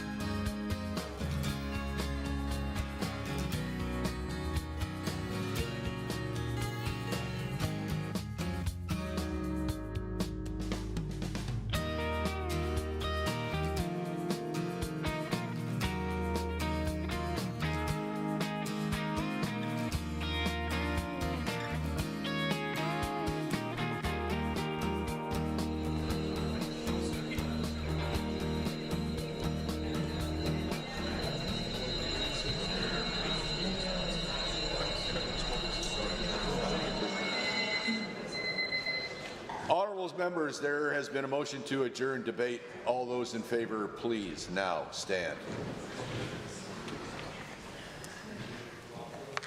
Honourable Ms. Smith, Honourable Mr. Sigurdsson, Honourable Mr. Nicolaides, Honourable Mr. Williams, Honourable Mr. Glubish, Honourable Minister LaGrange, Honourable Mr. Horner, Honourable Mr. Scow, Honourable Mr. Ellis, Honourable Mr. Amory, Honourable Mr. Newdorf, Honourable Mr. Lowen, Honourable Mr. Wilson, Honourable Mr. Jean, Honourable Mr. Dreesen, Honourable Mr. Nixon, Mr. Wright, Mr. Rosewell, Honourable Mr. Turton, Honourable Mr. Yassine, Honourable Ms. Furr, Honourable Mr. Jones, Honourable Mrs. Sani, Honourable Mr. Hunter, Honourable Mr. Nally, Honourable Mr. Long, Honourable Mr. McDougall, Honourable Mr. Boychenko, Mr. Stefan, Ms. Pitt, Mr. Sear, Mrs. Johnson, Mr. Weed, Mrs. Sawyer, Mr. Getson, Mrs. Petrovic, Mr. Lunty, Mr. Yao, Mr. Dick, Honourable Ms. Armstrong-Homeniuk, Ms. de Jong, Mr. Bouchard, Mr. Singh, Ms. Lovely. All those opposed to adjourning debate, please now stand. Mr. Nenshi. Member El Maligi, Ms. El Janae, Member Arkan Paul, Honourable Mr. Sabir, Honourable Member Hoffman, Mr. Haji, Honourable Mr. Egan, Ms. Pancholi, Member Ellingson, Member Ehalu Stonehouse, Mr. Shepherd, Ms. Sweet, Ms. Wright, Ms. Renault, Ms. Chapman, Member Hoyle, Member Eramenko, Mr. Kosaski, Honourable Ms. Ganley, Member Gurinder Brar, Mr. Ip, Member Irwin, Member Batten, Member Tejada, Member Beaupry, Honourable Mr. Schmidt, Mr. Deol, Mr. Gutejbrar, Member, Honourable Miss Laurie Sigurdsson, Ms. Goring, Honourable Member CC, Mr. Dack, Dr. Metz. Mr. Speaker, total for the motion 44, total against 34. Honourable members, that motion is carried. Under government motions, motion number 26, the Honourable Mr. Scow. The Honourable Government House Leader. Thank you, Mr. Speaker. I rise to move Government Motion 26, which reads as follows from the order paper. Be it resolved that when further consideration of Bill 14, Justice Statutes Amendment Act 2025 is resumed, not more than 1 hour shall be allotted to any further consideration of the bill in third reading, at which time every question necessary for the disposal of the bill at this stage shall be put forthwith. Now, Mr. Speaker, being as this is the last bill that we will be debating today and of this session, I think it's important to make a couple of notes as to why we're moving time allocation. The sessional calendar had us at 4 weeks in this chamber, and then breaking for Christmas as we do. We are now here 2 weeks past that expiry date for session to ensure that time is given, proper time is given, for all members of this Assembly to engage in debate on these very important pieces of legislation. Now, Mr. Speaker, I've made this note before, and it's important to make it again, that there comes a time in this chamber when we have reached the magnitude of our potential, particularly for the opposition side, and our ability to be productive with our debate, productive with our time, productive with the people's time. So, Mr. Speaker, time allocation is now being moved because I do believe the members have reached that limit. A few examples. It was only a couple days ago we sat in this chamber while the member from Edmonton Gold Bar stood on the opposition benches and didn't say a single solitary word. 5 minutes, Mr. Speaker. What seemed like a lifetime. But, Mr. Speaker, that is not very good use of time. So it appears, based on action, clearly not based on word, that the members opposite don't choose to use their time here wisely, but rather act as an obstructionist, not an opposition, but an obstruction to government progress. Now, I understand it's a very important role, being His Majesty's loyal opposition. Members on the government benches have been on those benches. Heaven knows, Mr. Speaker, I was once a staffer, and I was writing some of those speeches myself, staying up late nights, making sure that the members on the opposition benches had the information they needed to come in here and engage in robust debate. Now, Mr. Speaker, what I can tell you, when I learned as a staffer, it is important to use the facts. It's important to use your time wisely. It's important to support the members for which you work. Now, the members opposite have chosen to use this time to sling mud at the government, to make personal attacks, and to ensure that rather than getting progress, but getting oppositional comments on the record, they have chosen to obstruct. And that is why, more times than ever, in the history of this Assembly, I have had to use time allocation because the members have failed at their job to be a true opposition. So, Mr. Speaker, the members opposite like to use this statistic and say how many times I, as the government House Leader, moved time allocation. I think it's time to look inwards and ask themselves, do you want to sit here until the new year, or do you want to use this time wisely to get your comments and represent your constituents properly on the record? Mr. Speaker, I think we have reached that limit. We have reached that limit. The limit where the members have gone from being productive and oppositional to obstructionists. And that is not the role. That is not what their constituents elected them to do. They elected them to come into this chamber and be His Majesty's loyal opposition, not His Majesty's loyal obstruction. And the members opposite don't like what I have to say. But the truth hurts, Mr. Speaker. The truth hurts.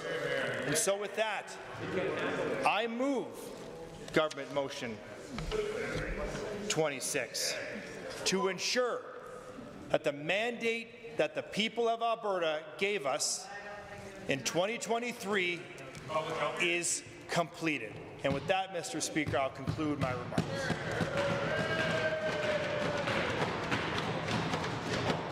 The honourable member for Edmonton West Henday. Mr. Speaker, this is the last and final time allocation of this fall session, and it is a disgusting abuse of power that this government has become so accustomed in doing in this House because they know they are losing. They are losing the plot, they are losing in the polls, and thereby they are losing the support of Albertans. There comes a time in this chamber where we have reached the magnitude of our potential, our words that were just spoken by the government House Leader. To be productive with our time, the people's time, he says. Members have reached that limit, he says. Well, Mr. Speaker, this side of the aisle could go right until the new year to defend and stand up for the rights of Albertans. For shame, Mr. Speaker, for the members opposite to call us obstructionists to government progress. While that side may want to stall debate and the voices of Albertans, that is not our interest, and we will not take any advice from this authoritarian government. We represent Albertans. We bring facts into this chamber despite the members opposite ad hominem attacks, rich commentary from the government House Leader. And Mr. Speaker, those comments and our concerns as opposition goes to the crux of this bill. For government that sits up in this chamber, arrogant as can be, that the legislation they are putting forward is good for Albertans, but then turn around and abuse their powers, that they can continue to consolidate into the hands of the few, the executive branch of our system, the cabinet. It is rich from this government to call our judicial branch an important arm of separation of powers in our democracy, an oligarchy, which it is not, Mr. Speaker. Although we disagree with some of the judgments, our job is to ensure our future judges, which are lawyers, Mr. Speaker, have the knowledge, skill, and competence to serve all of us. But this government is also taking that ability away from our once self-governing law society. And it is rich because this government only dreams of achieving that status of oligarchy, and this bill exemplifies this intention along with this time allocation motion. Striking the referral of a court from their earlier draft before the government amendment last night at the 11th hour really signals to Albertans that this government is coming after our judicial branch because the UCP cannot stomp their feet and get what they want from the courts, as they should not. That is the point of the courts, Mr. Speaker. closing debate on these very important conversations that Albertans elect us to have in this place, especially on Bill 14, is despicable. When the Minister of Justice is getting an exculpatory pass, Mr. Speaker, this is not monopoly. These are the rights of Albertans that we are talking about. And as a lawyer in this esteemed chamber, like that minister is and as this member is, we are held to a much higher standard than that of the non-lawyer members of this chamber, under our once self-regulating profession as it requires. To exempt the chief lawyer of this province from Law Society scrutiny leaves Albertans to really question the UCP's motives. Was it the notwithstanding clause, or is there something else coming? With this government, Albertans are concerned. But this motion to limit debate goes to the heart of what the Chief Electoral Officer wrote this government yesterday, which I tabled this afternoon in the House. Quote, the separation of powers between the legislative body and the executive is fundamental to our system of democratic government, and to ensure each part of government plays their proper role, end quote. Mr. Speaker, this chamber is the legislative branch. While the other side may not like what this side of the House has to say, His Majesty's loyal opposition, we have the responsibility of holding the government accountable, especially when it overreaches and consolidates power in authoritarian ways. It is doing so in Bill 14 by preventing members in this chamber from using the term conservative, but it is also preserving the right for the term Republican to be used in the future. Mr. Speaker, why is that? This government is doing indirectly what it cannot do directly. This is the 84th use of time allocation motion since the UCP came into power, which has only been used in the history of this place 155 times. They are responsible for 54% of all uses over their short 6 years. And that is since this chamber was granted the authority to exist from the federal government, since this government was created, in large thanks because treaty was concluded over this land. That means that the UCP is responsible for 2 provincial records rooted in abuse of power, limiting debate, and the use of the notwithstanding clause.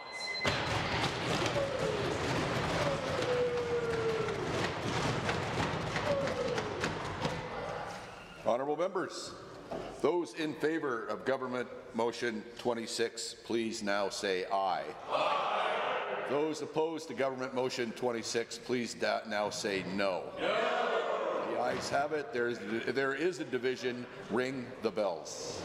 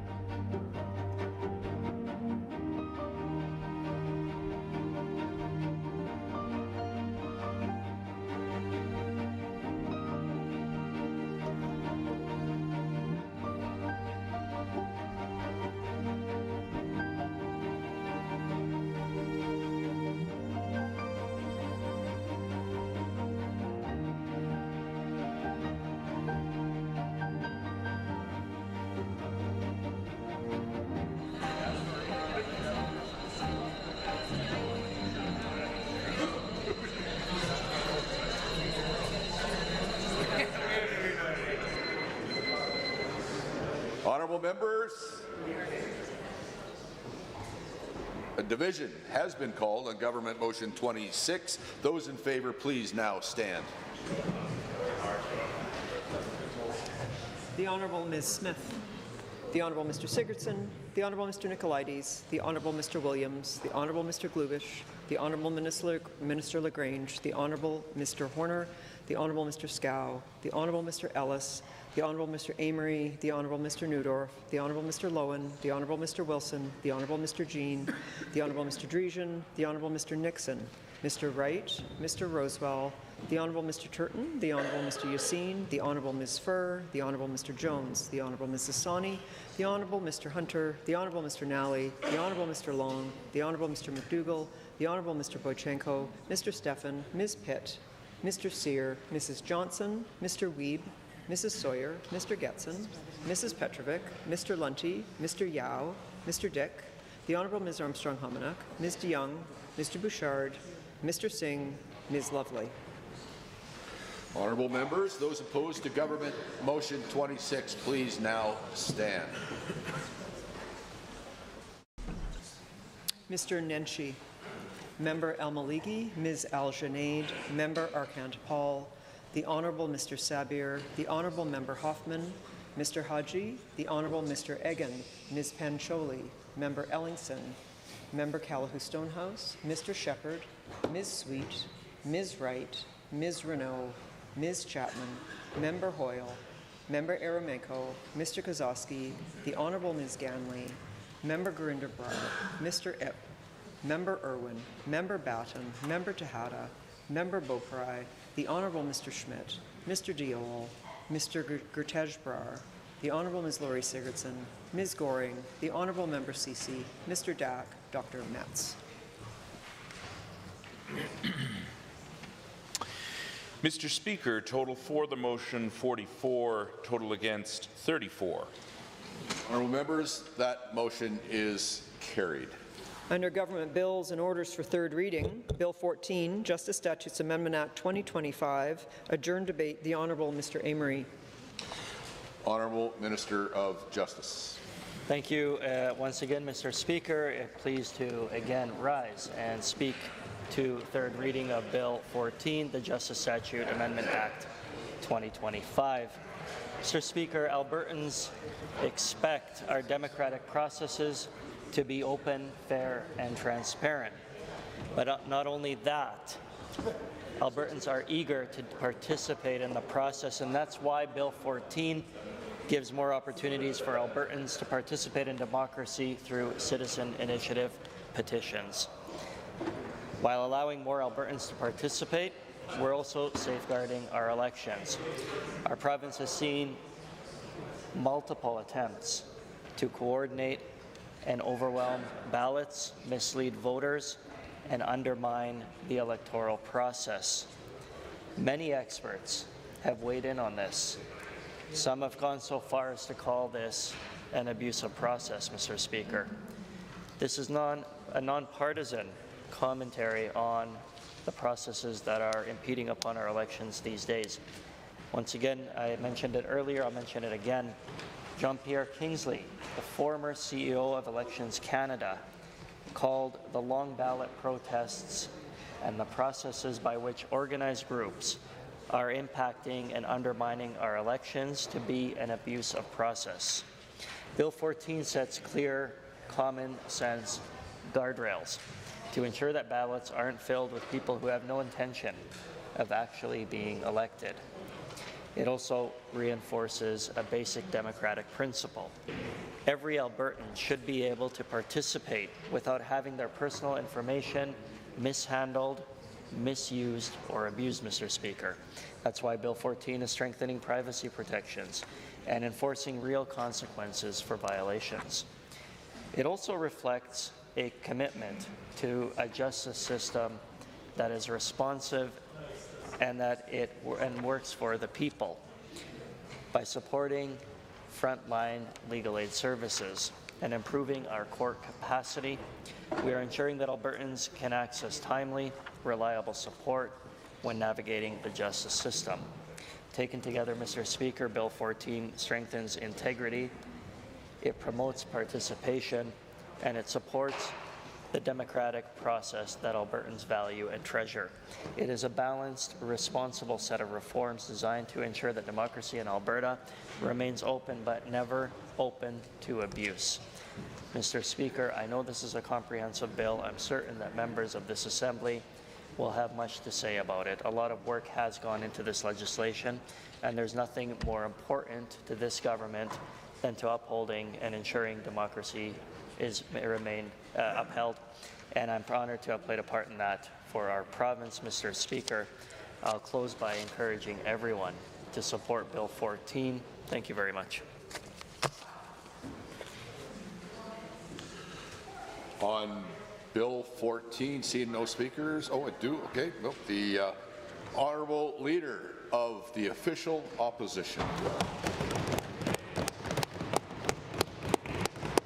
Well, thank you, Mr. Speaker. And again, to the vast relief of the people of the House, I will not use all of my allocated time. But I may go a little bit longer than I did just a little earlier this afternoon, because there's a lot to talk about here. One of the very last things that the minister said was fascinating. He said, a lot of work has gone into this bill, which is fascinating because none of that work appears to have included any consultation with anyone. It has not had any consultation with the Alberta Law Society or the Alberta Law Foundation. It has not included any consultation with the Chief Electoral Officer. It has not included any consultation with the heads of the various political parties who are impacted by it. So if a lot of work happened, Albertans would be free to question what exactly was that work and with whom. In fact, just last night, we had the minister table an amendment at the very last second that no one had seen before, and when asked, he could not, in fact, explain what was in the amendment. And what he said was, the Chief Electoral Officer wrote us a letter today, and we've addressed his concerns. And when he was asked, how have you addressed those concerns, or a very basic question like, does the Chief Electoral Officer maintain the right to refer a potential petition for its constitutionality, he did not know the answer. So where is that lot of work that went into this bill? In fact, what we have here is the actions of a government so entitled, so arrogant, so shameless that they are willing to toy with democracy itself. This is the second time in a row where a bill has been tabled with no consultation in a session as the very last bill in the session that fundamentally changes our democracy. And what's interesting is the last one. The last one that was tabled at the end of the spring session, which among many other things changed corporate finance rules.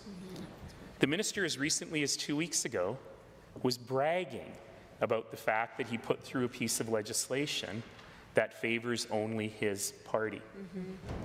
Albertans have a right to demand better. And we have a right to demand better for our democracy. And Mr. Speaker, I'll tell you why these conversations are happening.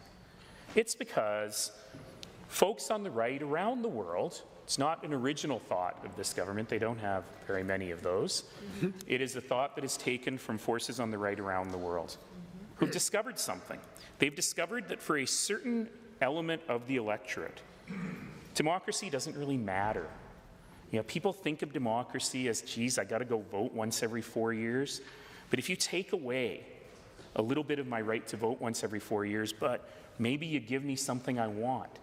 Maybe you somehow increase my paycheck, though this government hasn't done that. If you somehow lower my taxes, though this government hasn't done that. If you beat up on people I don't like and I feel better about myself, this government has certainly done that. Then maybe I don't care so much about democracy.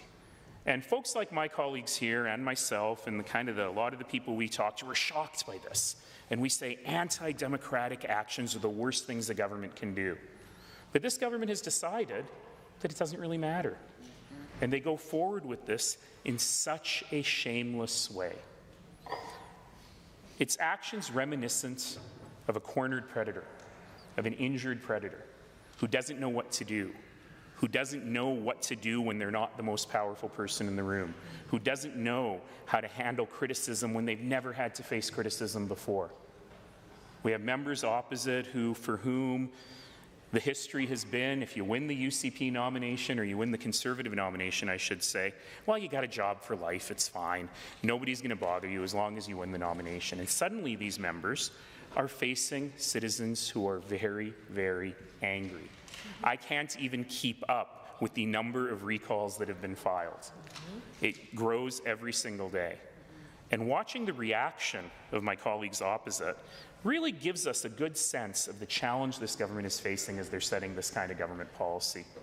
They don't know how to take it, and they lash out. They lash out at the opposition, sure, we're used to that.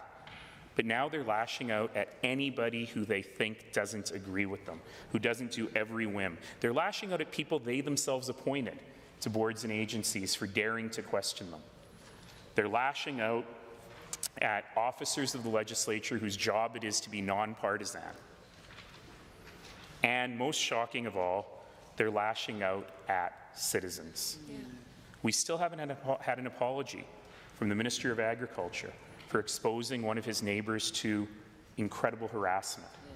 We still haven't an apology from the member of Airdrie East for implicitly threatening the job of a principal by saying that public servants should never criticize the government, despite the fact that the Premier is well on record talking about how public servants should criticize the government, but that was before she was Premier. This is the kind of government we're dealing with. They think they can do anything. The entitlement is enormous. And let's just talk about one aspect of this bill. Oh, Mr. Speaker, this is very important. I apologize. I should have done this right off the top. I have received, I don't know, thousands and thousands of notes, I think, 8 hours, because of what I said in the House a couple days ago, where perhaps I implied that I was opposed to raisins in butter tarts and pineapple on pizza. I want to be clear about something, Mr. Speaker. I believe in people's freedom. Put raisins in your butter tarts. Put pineapple on your pizza. Do what you need to do, but don't do two things. Number one, don't hide cauliflower in the mac and cheese. That's just a crime against nature. But number two, don't hide things in your bills that have nothing to do with the title, but that you think you can get away with. You'll notice that in the minister's conversation, and each time he's talked about this bill, unless he's directly questioned, he doesn't talk about immunity for not just himself, but every Minister of Justice that has ever served in Alberta. Come on. We know that 3 Conservative Ministers of Justice in a row have been investigated by the Law Society, 2 of them sanctioned by the Law Society. We know that's true.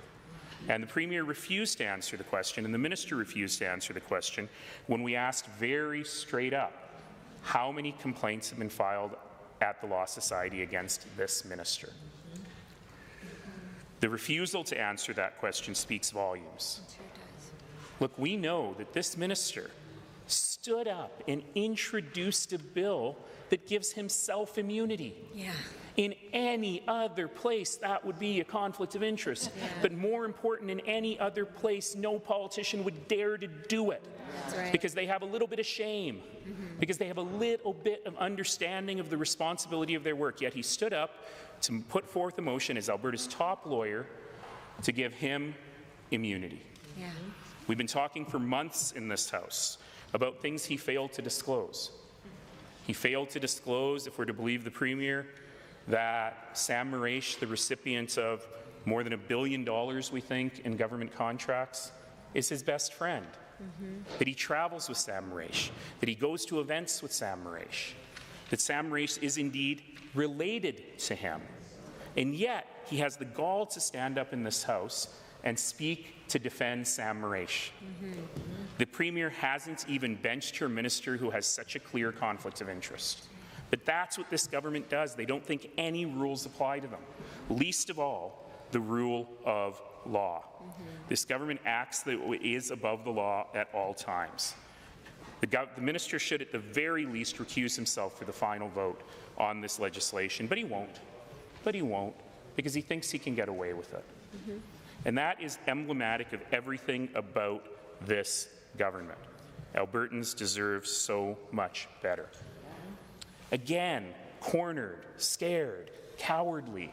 The government doesn't think that it can win a fair election, so now it's going to make it harder again for the second time for its opponents in that election. And this is almost entertaining. There is a list in this bill of names you cannot use if you want to register a new party. And if you were to go over to Election Alberta's website, this is all the hard work that went into it. They didn't even reorder the list or put it in alphabetical order or anything. You just have a list of political parties from Alberta's Elections Alberta website. Every one of them, except for one, has some word in their name that the government has decided is the distinctive word in that name. So for us, it's Democratic. Look, we're very happy to be the only Democratic party in this House. Hear, hear. It's laughable. It excludes the word Wild Rose from being used in any new party, except, of course, there are already 2 parties with the name Wild Rose. Voters seem to figure it out. Voters are not as dumb as this government sometimes seems to think they are. They know who they're voting for. But this is just pure self-preservation. And in fact, early drafts of this that were leaked said that they were going to ban the use of the word progressive in the name of the future party, despite the fact that progressive is not in fact used in any current party name. They decided not to do that in the end, so our colleagues on the Independent Caucus, I suppose, could call themselves the Progressive Party, or the Pragmatic Canadian Party, or your Progressive Conservative Choice, if it's not in the name of the party. Ironically, the only party they couldn't ban a name from was the Alberta Party, because they couldn't figure out a way to ban Alberta or party. This is comical. It is comical that we're wasting our time in this House talking about these basic self-preservation moves on the part of a desperate and cowardly government. But let's just talk a little bit about banning that word conservative. No other party can call themselves conservative. Around the world, Mr. Speaker, in different jurisdictions, there are many flavors of conservative parties. There are far-right extremist parties. There are anti-immigrant parties. There are fiscally conservative parties. There are parties that are centrist on social policy but conservative on fiscal policy. Now, what's interesting about this party is they want to hold on to that word conservative. They love it so much. And there is nothing conservative about this government. They're terrible with money. They're running record deficits despite 3 times the royalty revenue of the NDP. They're not libertarians. They strip away human rights at every opportunity. They trample on people's rights. They're certainly not constitutionally conservative. They're not structuralists. They don't believe in the Constitution. They're not institutional conservatives who believe in the power of individual institutions like the courts. There's nothing conservative about this organization, but luckily, they haven't banned the word separatist or power-hungry. So perhaps those could be new words for this party going forward. There's special things in this legislation to allow a separatist referendum and only a separatist referendum to go forward. Indeed, the amendments that were made last night make it easier, not harder, for this kind of referendum to go forward, despite Justice Feasby clearly highlighting before this legislation came through that separatist referendum is in fact unconstitutional. So what does that mean? It means the Premier is trying to have it both ways. She's trying to speak to her base and say, hey, we're going to let you have a referendum. But she knows the referendum question is unconstitutional, and the part she'll never say is we're going to let you have a referendum, and regardless of the result, we're not going to do anything because it's unconstitutional. It's a waste of time, it's a waste of money, and it is, in fact, a sham. It's not fair. It's not fair to her base. It's not fair to other Albertans. It's not fair to the 450,000 Albertans who gave up their summer to fight for Canada. Yeah, that's right. Maybe I'm old-fashioned talking about fairness in a place like this, but I believe Albertans deserve ethical and competent government regardless of colour, and they're certainly not getting it now. I've got another couple of points. Number one You know, I quoted in question period a few days ago that in the Wild Rose era, they had very specific policy on referenda, much more specific than this government has ever had. And it actually said referenda, quote, must be deemed constitutional by a justice of the court. It wasn't just an option, it was a requirement for any referendum. And now not only have we stripped away the option, we're just assuming that everything's going to be constitutional at some point. And the Premier has refused, despite my asking her probably a dozen times in this House, to define what she thinks the role of the courts should be. This is very dangerous. This is empty rhetoric without any substance. She rails on about unelected judges, but doesn't say she'll elect them. She rails on about gatekeepers, but doesn't say what gatekeeping she would remove. She's trying to have it both ways. This government is trying to have it both ways by suggesting that they are what they are not. They don't have the guts to have elected judges. They don't have the guts to actually do anything about the judicial system, but they're going to complain about it and keep people angry because that's their political philosophy. They'd rather fight than win. Because if they're seen to be fighting, even though they're so weak, if they seem to be fighting, then people will be angry and those people will vote for them. But Albertans have seen through it. We've had the largest rallies in Alberta's history on the steps of this legislature. We had the largest petition in Alberta's history against this government, and we have, I don't know how many we have now, 18, 19, 20, 25 recall petitions against government MLAs. Albertans are not going to take it anymore. No. So as this government feels threatened, they go to tired old culture war tropes. They try to remind people, hey, we're the people who you believe in. We're the people you can trust because you can't trust anyone else. But Albertans have stopped trusting them. And they tried a new one. They've decided to attack the lawyers. I never went to law school. I almost went to law school many times, but I never did finish. But I do have a bunch of lawyers that sit around me here in this caucus and a bunch in my life. And sometimes I like them and sometimes I don't like them. Sometimes you really like them. No. Once in a while I really like them. But the attacks on lawyers that we've seen from this government, even though the lawyers came together in record numbers and said we want to have mandatory Indigenous education because that was required by the Truth and Reconciliation Commission. Yeah, we sure did. The lawyers were self-governing and they made that decision, and now government wants to make the decision for them. The attacks on the Alberta Law Foundation are blowing my mind. This is an independent foundation. The money that this foundation has is from the interest on the trust accounts that clients give their lawyers. So when you're in a case, you might have some money you give to the lawyer that they hold in trust. The interest off of it goes to the Alberta Law Foundation to fund all kinds of important legal education, all kinds of legal interventions, including law clinics, as well as legal aid. And in an unprecedented power grab, something I've never seen a government in Alberta do before, this government is reaching into a nonprofit organization and trying to control it and trying to get their hands on that money. It's not the government's money. It's money that belongs to clients and it's money that belongs to Albertans.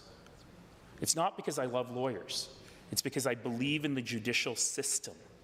It's because I believe that a system of separation of powers and a free court system, a free judiciary, is what serves freedom the best. No government should tell police officers who to arrest. No government should tell lawyers who to prosecute. No government should tell judges how to do their job. That's authoritarianism and worse, and that is not what Albertans voted for. Hear, hear. One final thought. I want to talk a little bit about separation and the separation referendum. So on this side of the House, we spent the summer talking to Albertans. We knocked on over 200,000 doors. We went to every small town rodeo and parade. We were in dog parks. The member for Edmonton Highlands Norwood was in a lot of dog parks. And we talked to Albertans. And we had a series of extraordinary community gatherings, 10 of them, from Grand Prairie to Lethbridge. Thousands of Albertans gave up a summer evening to come talk to us.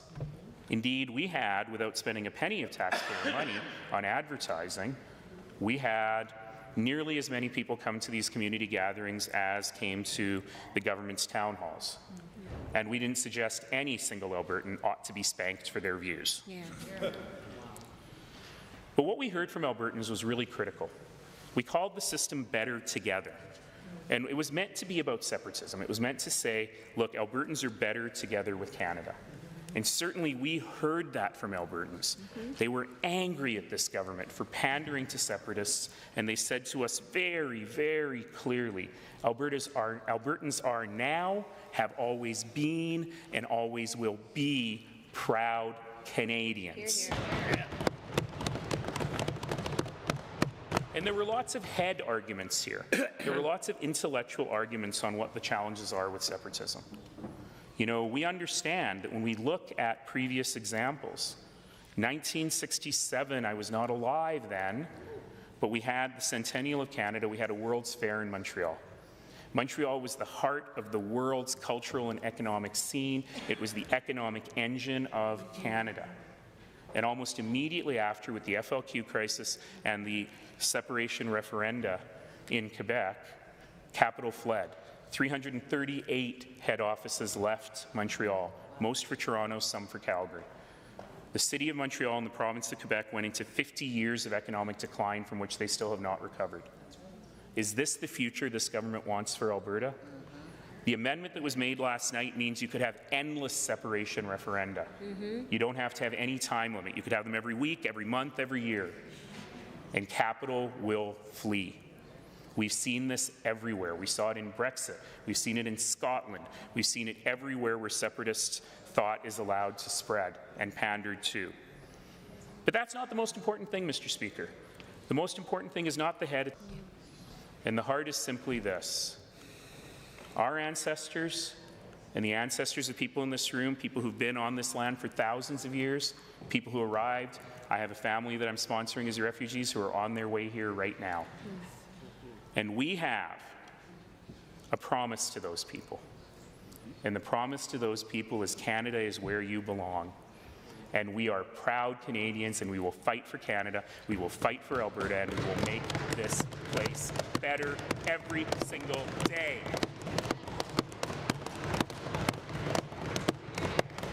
So with this legislation, this government says, we don't care about democracy, we don't care about anything but power. Well, on this side, Mr. Speaker, we care about Alberta. We care about Albertans. We care about big dreams. We care about audacious goals. And we believe always that we are better together. And that is why we should oppose this legislation. Hear, hear.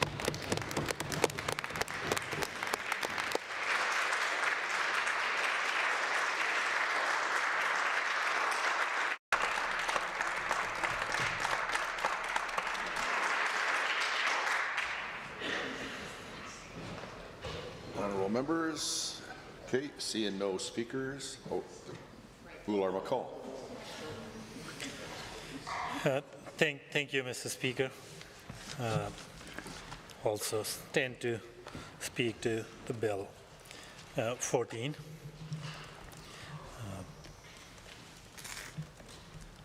It's hard act to follow after leader just spoke, and I was. I take 10 minutes.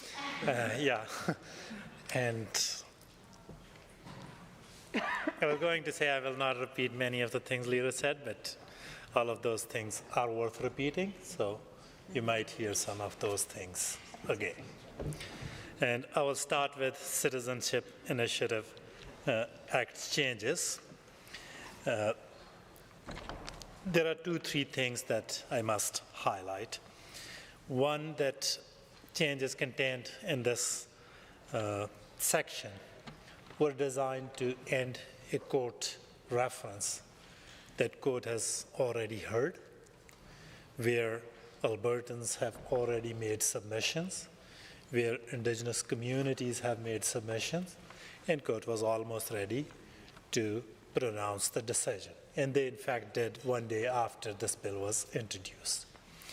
And one of the activists in the court who was writing the judgment, Honorable Justice Feasby, he said that was against the rule of law, that government will take this extraordinary step to interfere in the justice system. They called this attitude as a complete and cavalier disregard for the independence of judiciary. And not only that, then this government has audacity to come in this chamber and say things that are completely inaccurate, that somehow judges are involved in activism, somehow they are unelected and unaccountable, and they've been stretching things and they are doing things that they are not allowed to do, even though that judge was exactly doing what this legislation, this government legislation, asked that judge to do. Judge was required to hear a reference from Chief Electoral Office of Alberta pursuant to Section 3 and 4 of Citizen Initiative Act, which sections are now being repealed. So government to say that somehow court exceeded their authority, that is completely dishonest, and government should be ashamed of spreading that kind of misinformation. Yep. Second thing, I will speak to the changes that this government is making in Citizen Initiative Act. And I'm sure that Minister of Indigenous Relations will be very interested in these changes. Government is repealing Section 3 and 4 of the Citizen Initiative Act. Section 3, which is being repealed, reads thus: an application with respect to a legislative the jurisdiction of the legislature. An initiative petition proposed must not contravene Section 1 to Section 35 of Constitution Act 1982. So, Mr. Speaker, what Section 3 does, Section 3 does what Premier lectures everyone else to do. Stay in your lane. Federal government has heard that lecture, I guess, the most. And then every once in a while, Premier will tell Premier Eby and others to stay in the lane. And here, there was a provision essentially saying that, okay, Alberta government will also stay in its lane and not do anything that exceeds the jurisdiction of this legislature. So by removing this section, by removing this protection, government is inviting these separatist elements, its fringe base, to bring in referendum questions, citizen initiative proposals on whatever they see fit. I think that's very unfortunate that government will engage that kind of behavior and remove this protection from the Act. The second provision is about that an initiative petition proposed must not contravene Section 1 to 35.1 of the Constitution Act 1982. That was the provision with Chief Electoral Officer relied on when he sent the reference to the court, because the question proposed by that initiative was that should Alberta cease to exist as a province and become independent of Canada, because it was in the provision provided in Citizen Initiative Act that any initiative petition must not contravene Section 1 to 35. Section 1 to 35, that includes charter. And Section 35 and 35.1 includes Indigenous rights, treaty rights that are affirmed and recognized by the Constitution. That's right.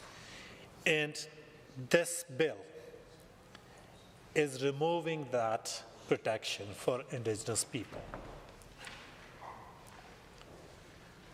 They included non-derogation, non-abrogation clause to assure Indigenous communities, along with this provision, that nothing in these initiatives will be allowed to derogate from or abrogate the treaty and Indigenous right. And here we are, that they are removing those protections, again, giving that message to their base that no, Indigenous rights don't matter, treaty rights don't matter. Bring whatever you think that you need to bring through Citizen Initiative Act. And we didn't hear literally a word from Minister of Indigenous Relations in this government. That's also truly shameful. A minister who gets paid to stand up for Indigenous communities, treaty rights, constitutionally protected rights, will let this government repeal those protections for Indigenous communities across this province. Shame. That is truly shameful.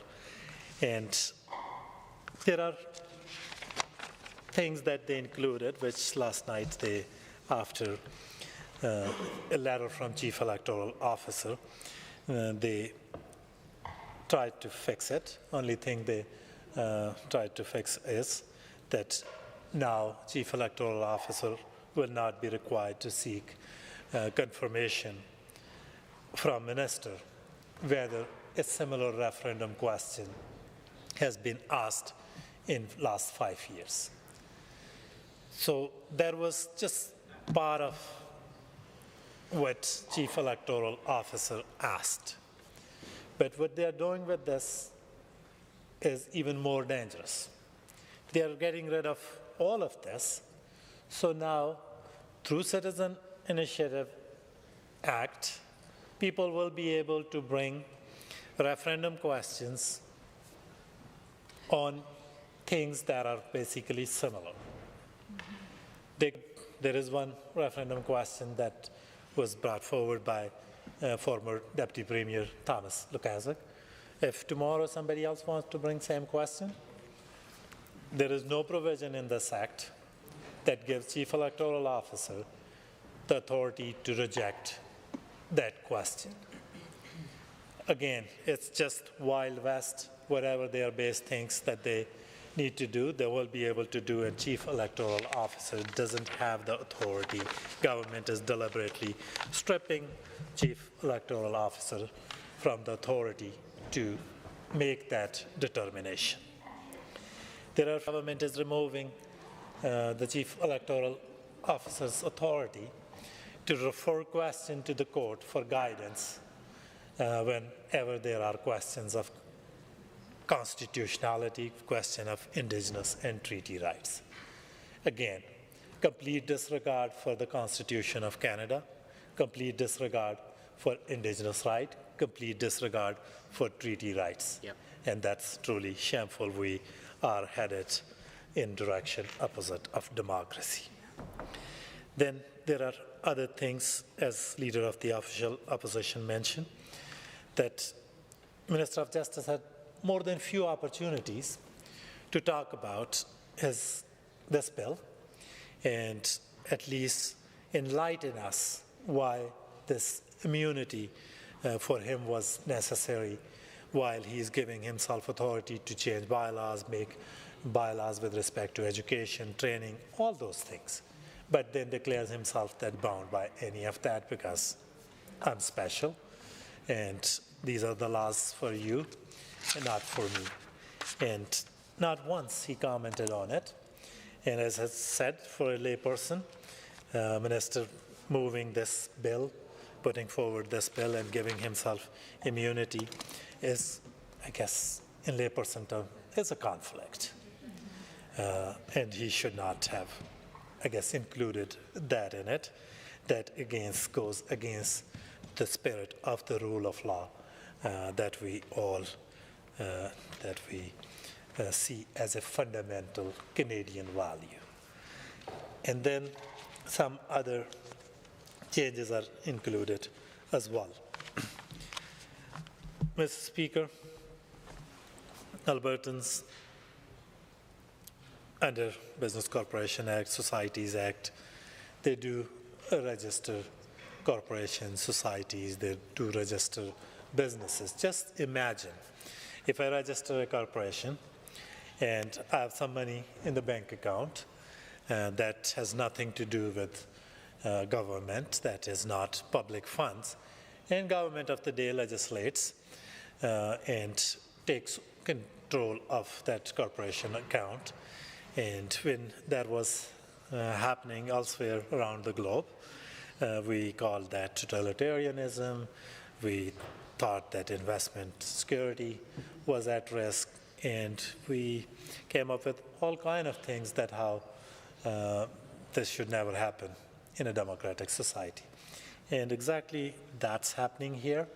A society independent of government, Law Foundation, has some money in the accounts. That's not government money. That's right. That's Alberta's money, and with Albertan consent, that money goes to their account so that they can use for access to justice initiatives and many other community initiatives to promote reconciliation, to promote a just, equitable society. In government, first they cut legal aid funding, and they went after their funds, and with the dint of law, they asked them to pay more to backfill for the cuts that government is making to the Law Society. And then this time around, government is taking another run at them, now giving themselves ability to make bylaws with respect to their finances and all that. Quite frankly, Mr. Speaker, that's highway robbery. Government is using its legislative power to steal money from an arm's-length law foundation. Yeah. That is unacceptable.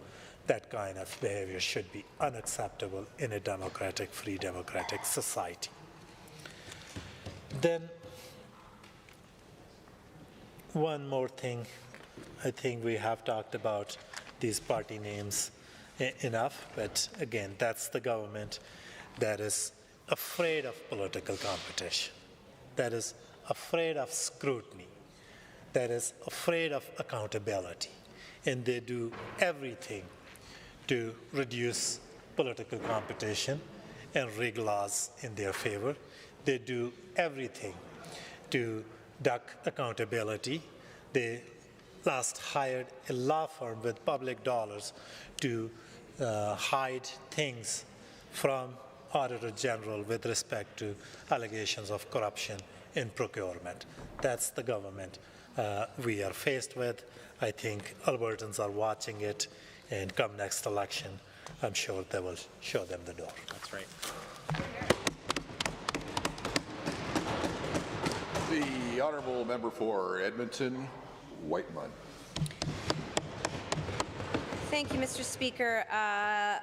I am honoured to rise and speak on Bill 14, a bill that was just introduced by this government 5 days ago, and yet here we are being time allocated on third reading of this bill today. It is remarkable after, I guess, forcing through Bill 2 in 1 day. I guess getting 3 days to debate a bill is now considered a luxury with this government, but it's not surprising given this government's approach to democracy, to debate, to listening to challenge and questions and critiques. Shutting down the voices of Albertans is something, unfortunately, this government is getting far too comfortable with. When it comes to Bill 14, I want to thank my colleagues, the member for Calgary-Buller-McCall, and of course the Leader of the Opposition for their very eloquent remarks upon this bill. I want to begin by pointing out what's something that both of my colleagues also pointed out, and which I've raised questions about in this House and many of our members have, which is about the provision in Bill 14 where the Minister of Justice gives himself immunity from professional standards. Despite being the top lawyer in this province, the Minister of Justice does not believe that he should be held to legal professional standards. Now, This is surprising in many fronts, Mr. Speaker, but of course the reason why there is a significant concern about this particular Minister of Justice providing himself immunity is that there have been very legitimate concerns and questions raised about this Minister of Justice potential for conflict of interest, given his very close relationship with Sam Raich, his relationship as a friend, as a relative, as somebody who he travels with, who buys him tickets to things, buys him gifts all the time. We know that there's suggestion that that relationship is very, very in depth, but however, that relationship was not disclosed to Albertans at the time when the current Minister of Justice repeatedly not only stood in this House to represent the government on the significant investigations going into contracts that Mr. Raich has received and that his companies have received, almost $1 billion, Mr. Speaker, in contracts under some very questionable circumstances, which has led to investigations by the Auditor General. We believe it's been referred to the RCMP. The UCP tried to have a sham investigation on it. They still refuse to call a public inquiry.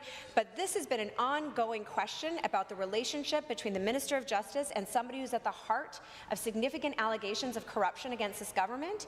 And the Minister of Justice did not disclose that, nor did he recuse himself from either his role as a public representative in this House, but certainly there's evidence that he provided direction as the Minister of Justice when it came to responding to those investigations, came to appointing legal counsel, to directing staff within government how to respond to questions from the Auditor General.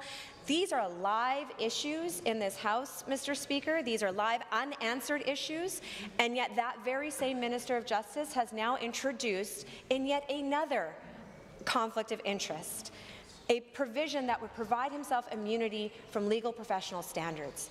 It's quite frankly jaw-dropping, Mr. Speaker, but that's the audacity that this government continues to demonstrate and the disrespect that they show Albertans over and over again when they believe that they can protect themselves and not be accountable to Albertans. You know, the Minister of Justice has taken it apparently personally, believes that this is an attack on him, or at least that's so if you believe the government House Leader that's the case. But I want to reiterate, it is the responsibility of the official opposition to ask these questions and to shine the light on these very significant allegations and issues of concern. Every Albertan should be concerned when their taxpayer dollars are going in an unfettered way to a relative and personal friend of the Minister of Justice, and he continues to provide advice to the government on how to manage those things. The absurdity of the provision in Bill 14, which has been introduced, means that the Minister of Justice is held to a lower professional standard, in fact, no legal professional standard, as the top lawyer in this province, as compared to not only all other lawyers in this province, but all the other lawyers who represent in this House, because every single one of the lawyers in this House, on both sides of the House, who are lawyers, are subject to the responsibilities under the Law Society Code of Conduct and can be held to account for that. But the only person who is no longer in this House subject to those same standards is the Minister of Justice, the top lawyer in the province. And the Minister has yet to speak to why that's the case. He is reported in the media saying that he wants to prevent political activists. Mr. Speaker, this is a trend from this government where they try to prevent anybody from raising concerns, legitimate concerns. As I've outlined, there are very legitimate concerns raised about the Minister of Justice's potential. We do not want anybody to be able to challenge, to ask questions, to raise complaints. More importantly, they do not want to be held accountable. And it is outrageous that this Minister of Justice and this government thinks that that is appropriate. And I want to say at the same time that the Minister of Justice has introduced a piece of legislation to protect himself personally. This is not an abstract. It is going to protect him personally against complaints. We don't know if there have been complaints filed yet. That's only at this point only between the Minister of Justice and the Law Society of Alberta. But I guess we'll never know now, Mr. Speaker.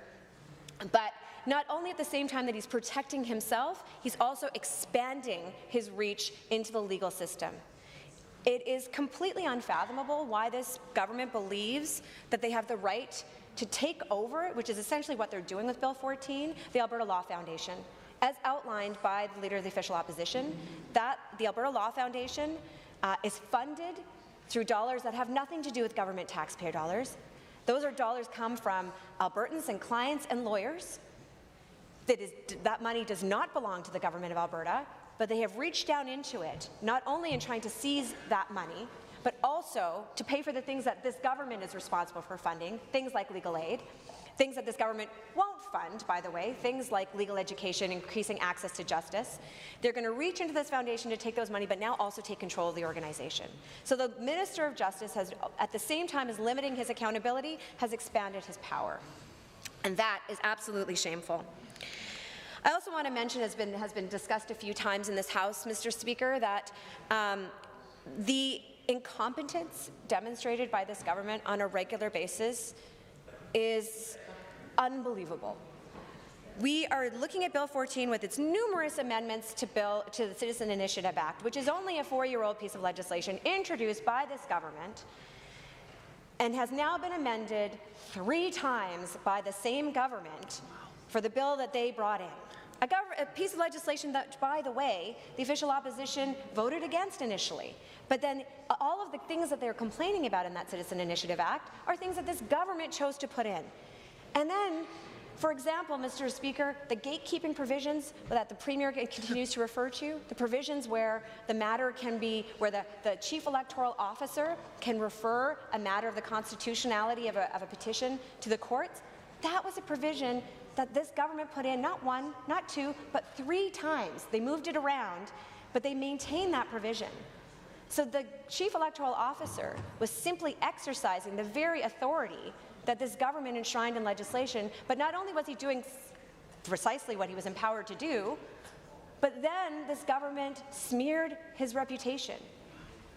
In the legislature, the Premier called him out and singled him out as not essentially behaving properly, when he was simply following the actions of the legislation this government crafted and amended multiple times to give him the power to do exactly that.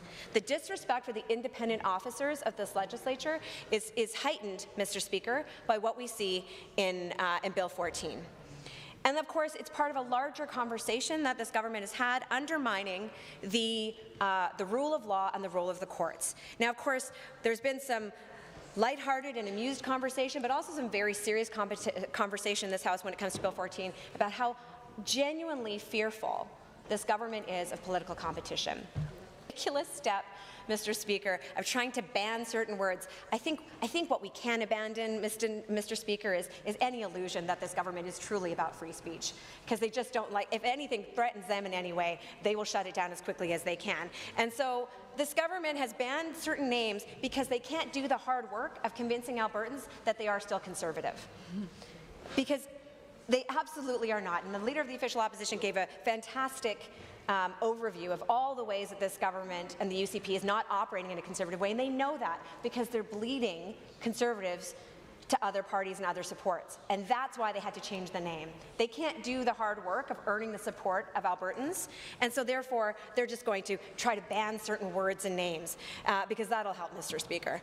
But let me just outline, because I want to link those two together, this fear of political competition, especially around the word conservative, but also the ongoing critique and undermining that this government has taken of the judicial system, of the courts, and the important role that they play in terms of the conversation between the rule of law and the courts and parliaments and legislatures. Those who make the laws and those who interpret and apply the laws, and courts and legislatures have had those ongoing conversations for years.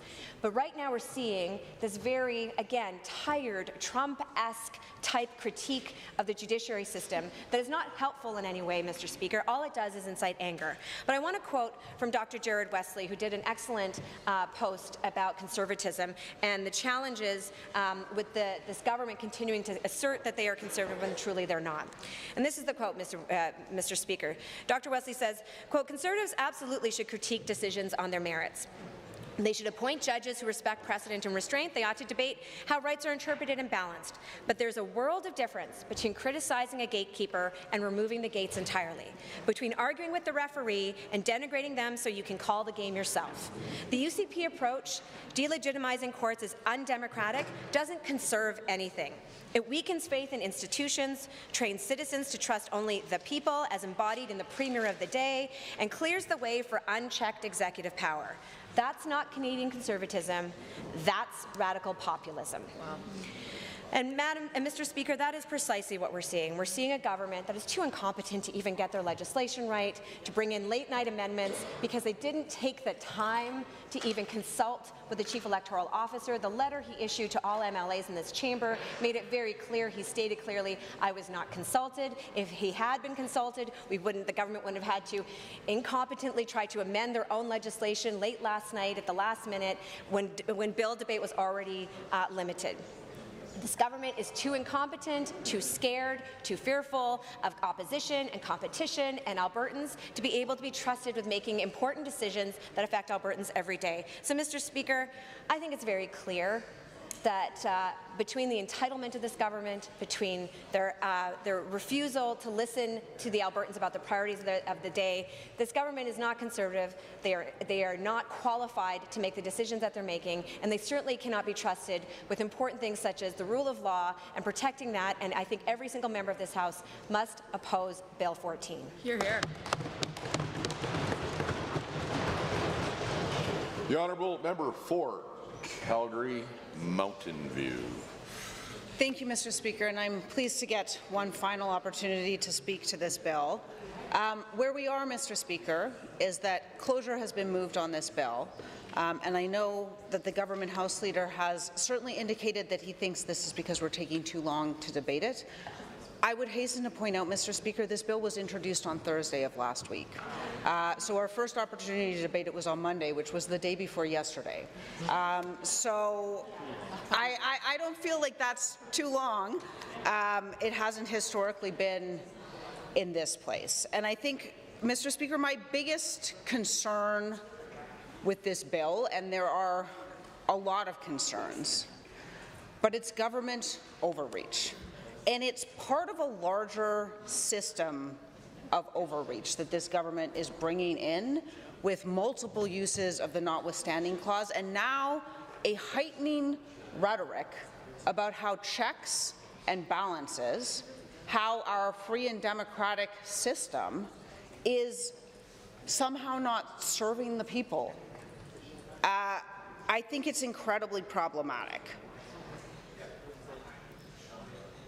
The reason power doesn't exist unchecked, the reason we don't just find one person for all time and eternity, is because when only one person is in charge, they have power over everyone else. And that means everyone else, if they want to get whatever they want done, they have to essentially tell that person they're right, and tell them that they're pretty, and tell them that they like them, and whatever else.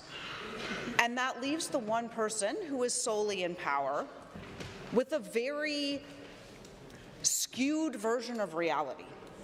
When you're surrounded by yes men, you don't see the world as it is. You think everything you have is a good idea.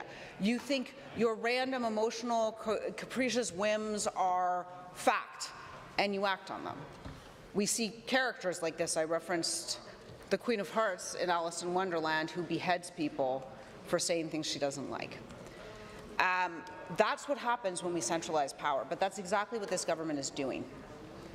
And they're not just doing it, they're trying to make out like somehow it's a good thing. They're attacking the courts for acting within their jurisdiction. They are claiming that human rights should be at the whim of the government. Mr. Speaker, the point of human rights is to protect from the tyranny of the majority. It's to protect against a situation where resources get more limited and people get more stressed, and you see something called lateral violence, where it becomes popular for a majority of a population to attack a minority group. And to prevent us from having that situation, Mr. Speaker, we bring in these human rights. We say this is not a basis on which we're going to single people out for punishment. Their race, their religion, their political affiliations, their associations, their gender, any of those factors are not a basis on which we can single people out for different rules than the rest of us. And so this is an incredible problem. This is an incredible problem. these checks and balances exist in our system for very, very important reasons. We don't need a premier surrounded by yes men who say that everything she does is brilliant while she rolls over the rights of whatever minority group she happens to have picked that week. It is incredibly problematic, and we're seeing it happen already with legislative offices, right? Maligning the Chief Electoral Officer. There's the Auditor General is investigating, and rather than being allowed to complete his investigation, he will have his contract expire. They're starving these offices of resources, intentionally denying them the necessary staff to do the work. And the petition they're pushing through in this bill is a petition of their friends. This is exactly the kind of problematic action we're talking about. They like the separatists better than they like the other group who brought forward a petition, so they are going to take action to force the petition of their friends through. And Mr. Speaker, this is exactly the sort of thing that we are trying to avoid. This is exactly the sort of thing that the opposition is speaking out against. It's unchecked power. And it allows this government to pick their friends and give them special roles and give them special privileges, and then their friends tell them they're doing everything perfectly, and they never hear from the rest of the population. We've seen this throughout history, and it doesn't go anywhere good. It never does. And I don't think these are conservative values, Mr. Speaker. I obviously am not a conservative, but I think this disrespect for institutions, this anti-individual right sentiment, I don't think most conservatives identify with that.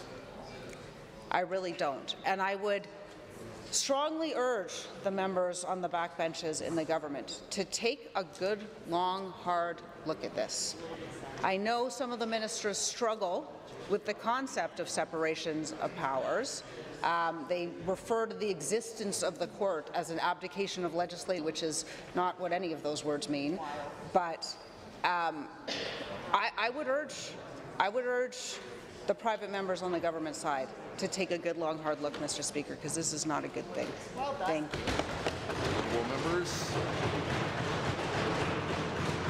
Honourable members, I hesitate to interrupt, but pursuant to Government Motion 26, agreed to earlier this afternoon, 1 hour of debate has now been completed, and I am required to put to the Assembly all necessary questions to dispose of Bill 14, the Justice Statutes Amendment Act 2025 at third reading. All members opposed, or not, pardon me, let me start, let's get this right. All members in favour of third reading of Bill 14, please now say aye. Aye. All members opposed to third reading of Bill 14, please now say no. No. The ayes have it. A division is called. Ring the bells.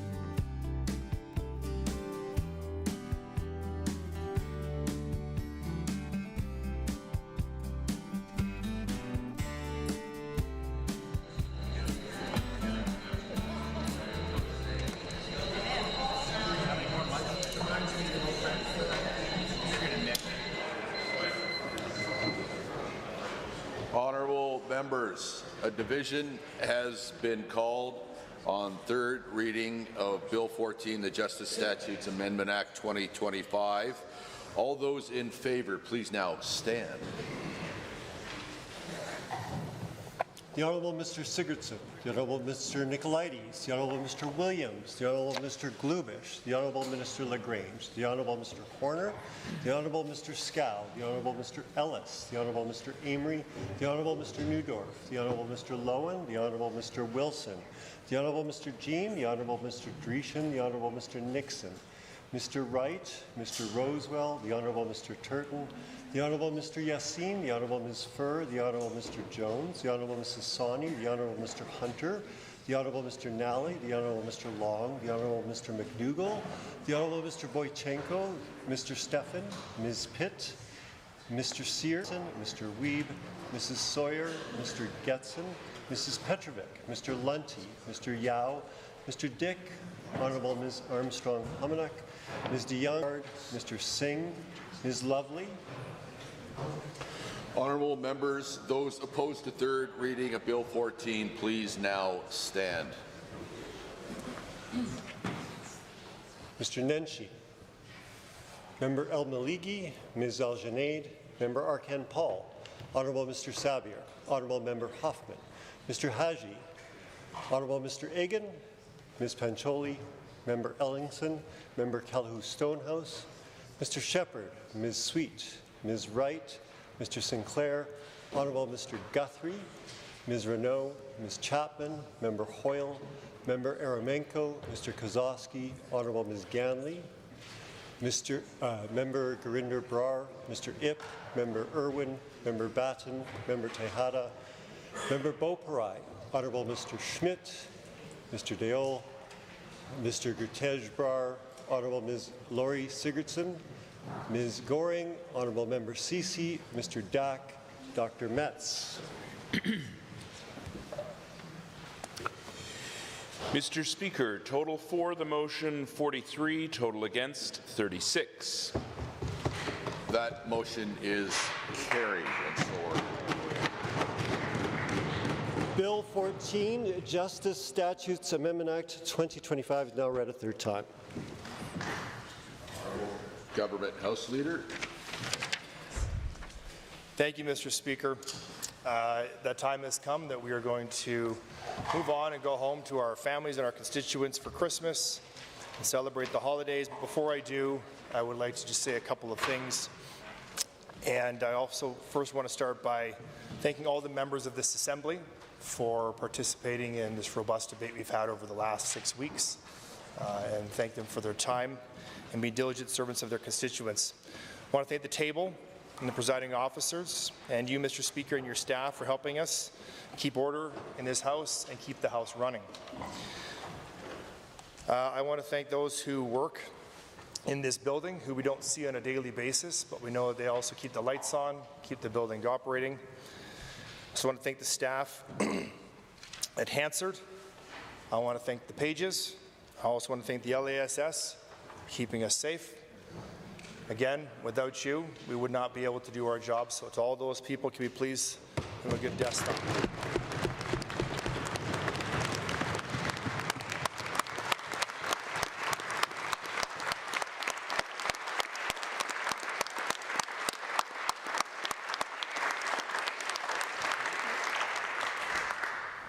So, Mr. Speaker, I do want to wish everyone a safe travels, Merry Christmas, a Happy New Year, Happy Hanukkah, and I hope you all may find yourselves together with family and friends and loved ones and a lot of delicious baked goods. And with that, Mr. Speaker, pursuant to Government Motion 14, I wish to advise the Assembly that the business of the 2025 fall sitting is now concluded.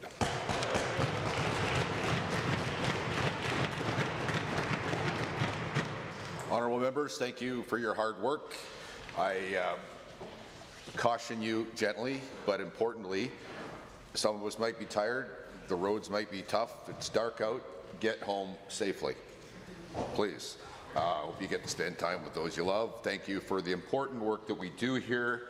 It's not always pretty, but 5 million Albertans are depending upon us. Thank you for being part of that. And now the House stands adjourned. No, not is adjourned. Is that the right word? Adjourned. The House does stand adjourned. Want to get the right word here, so we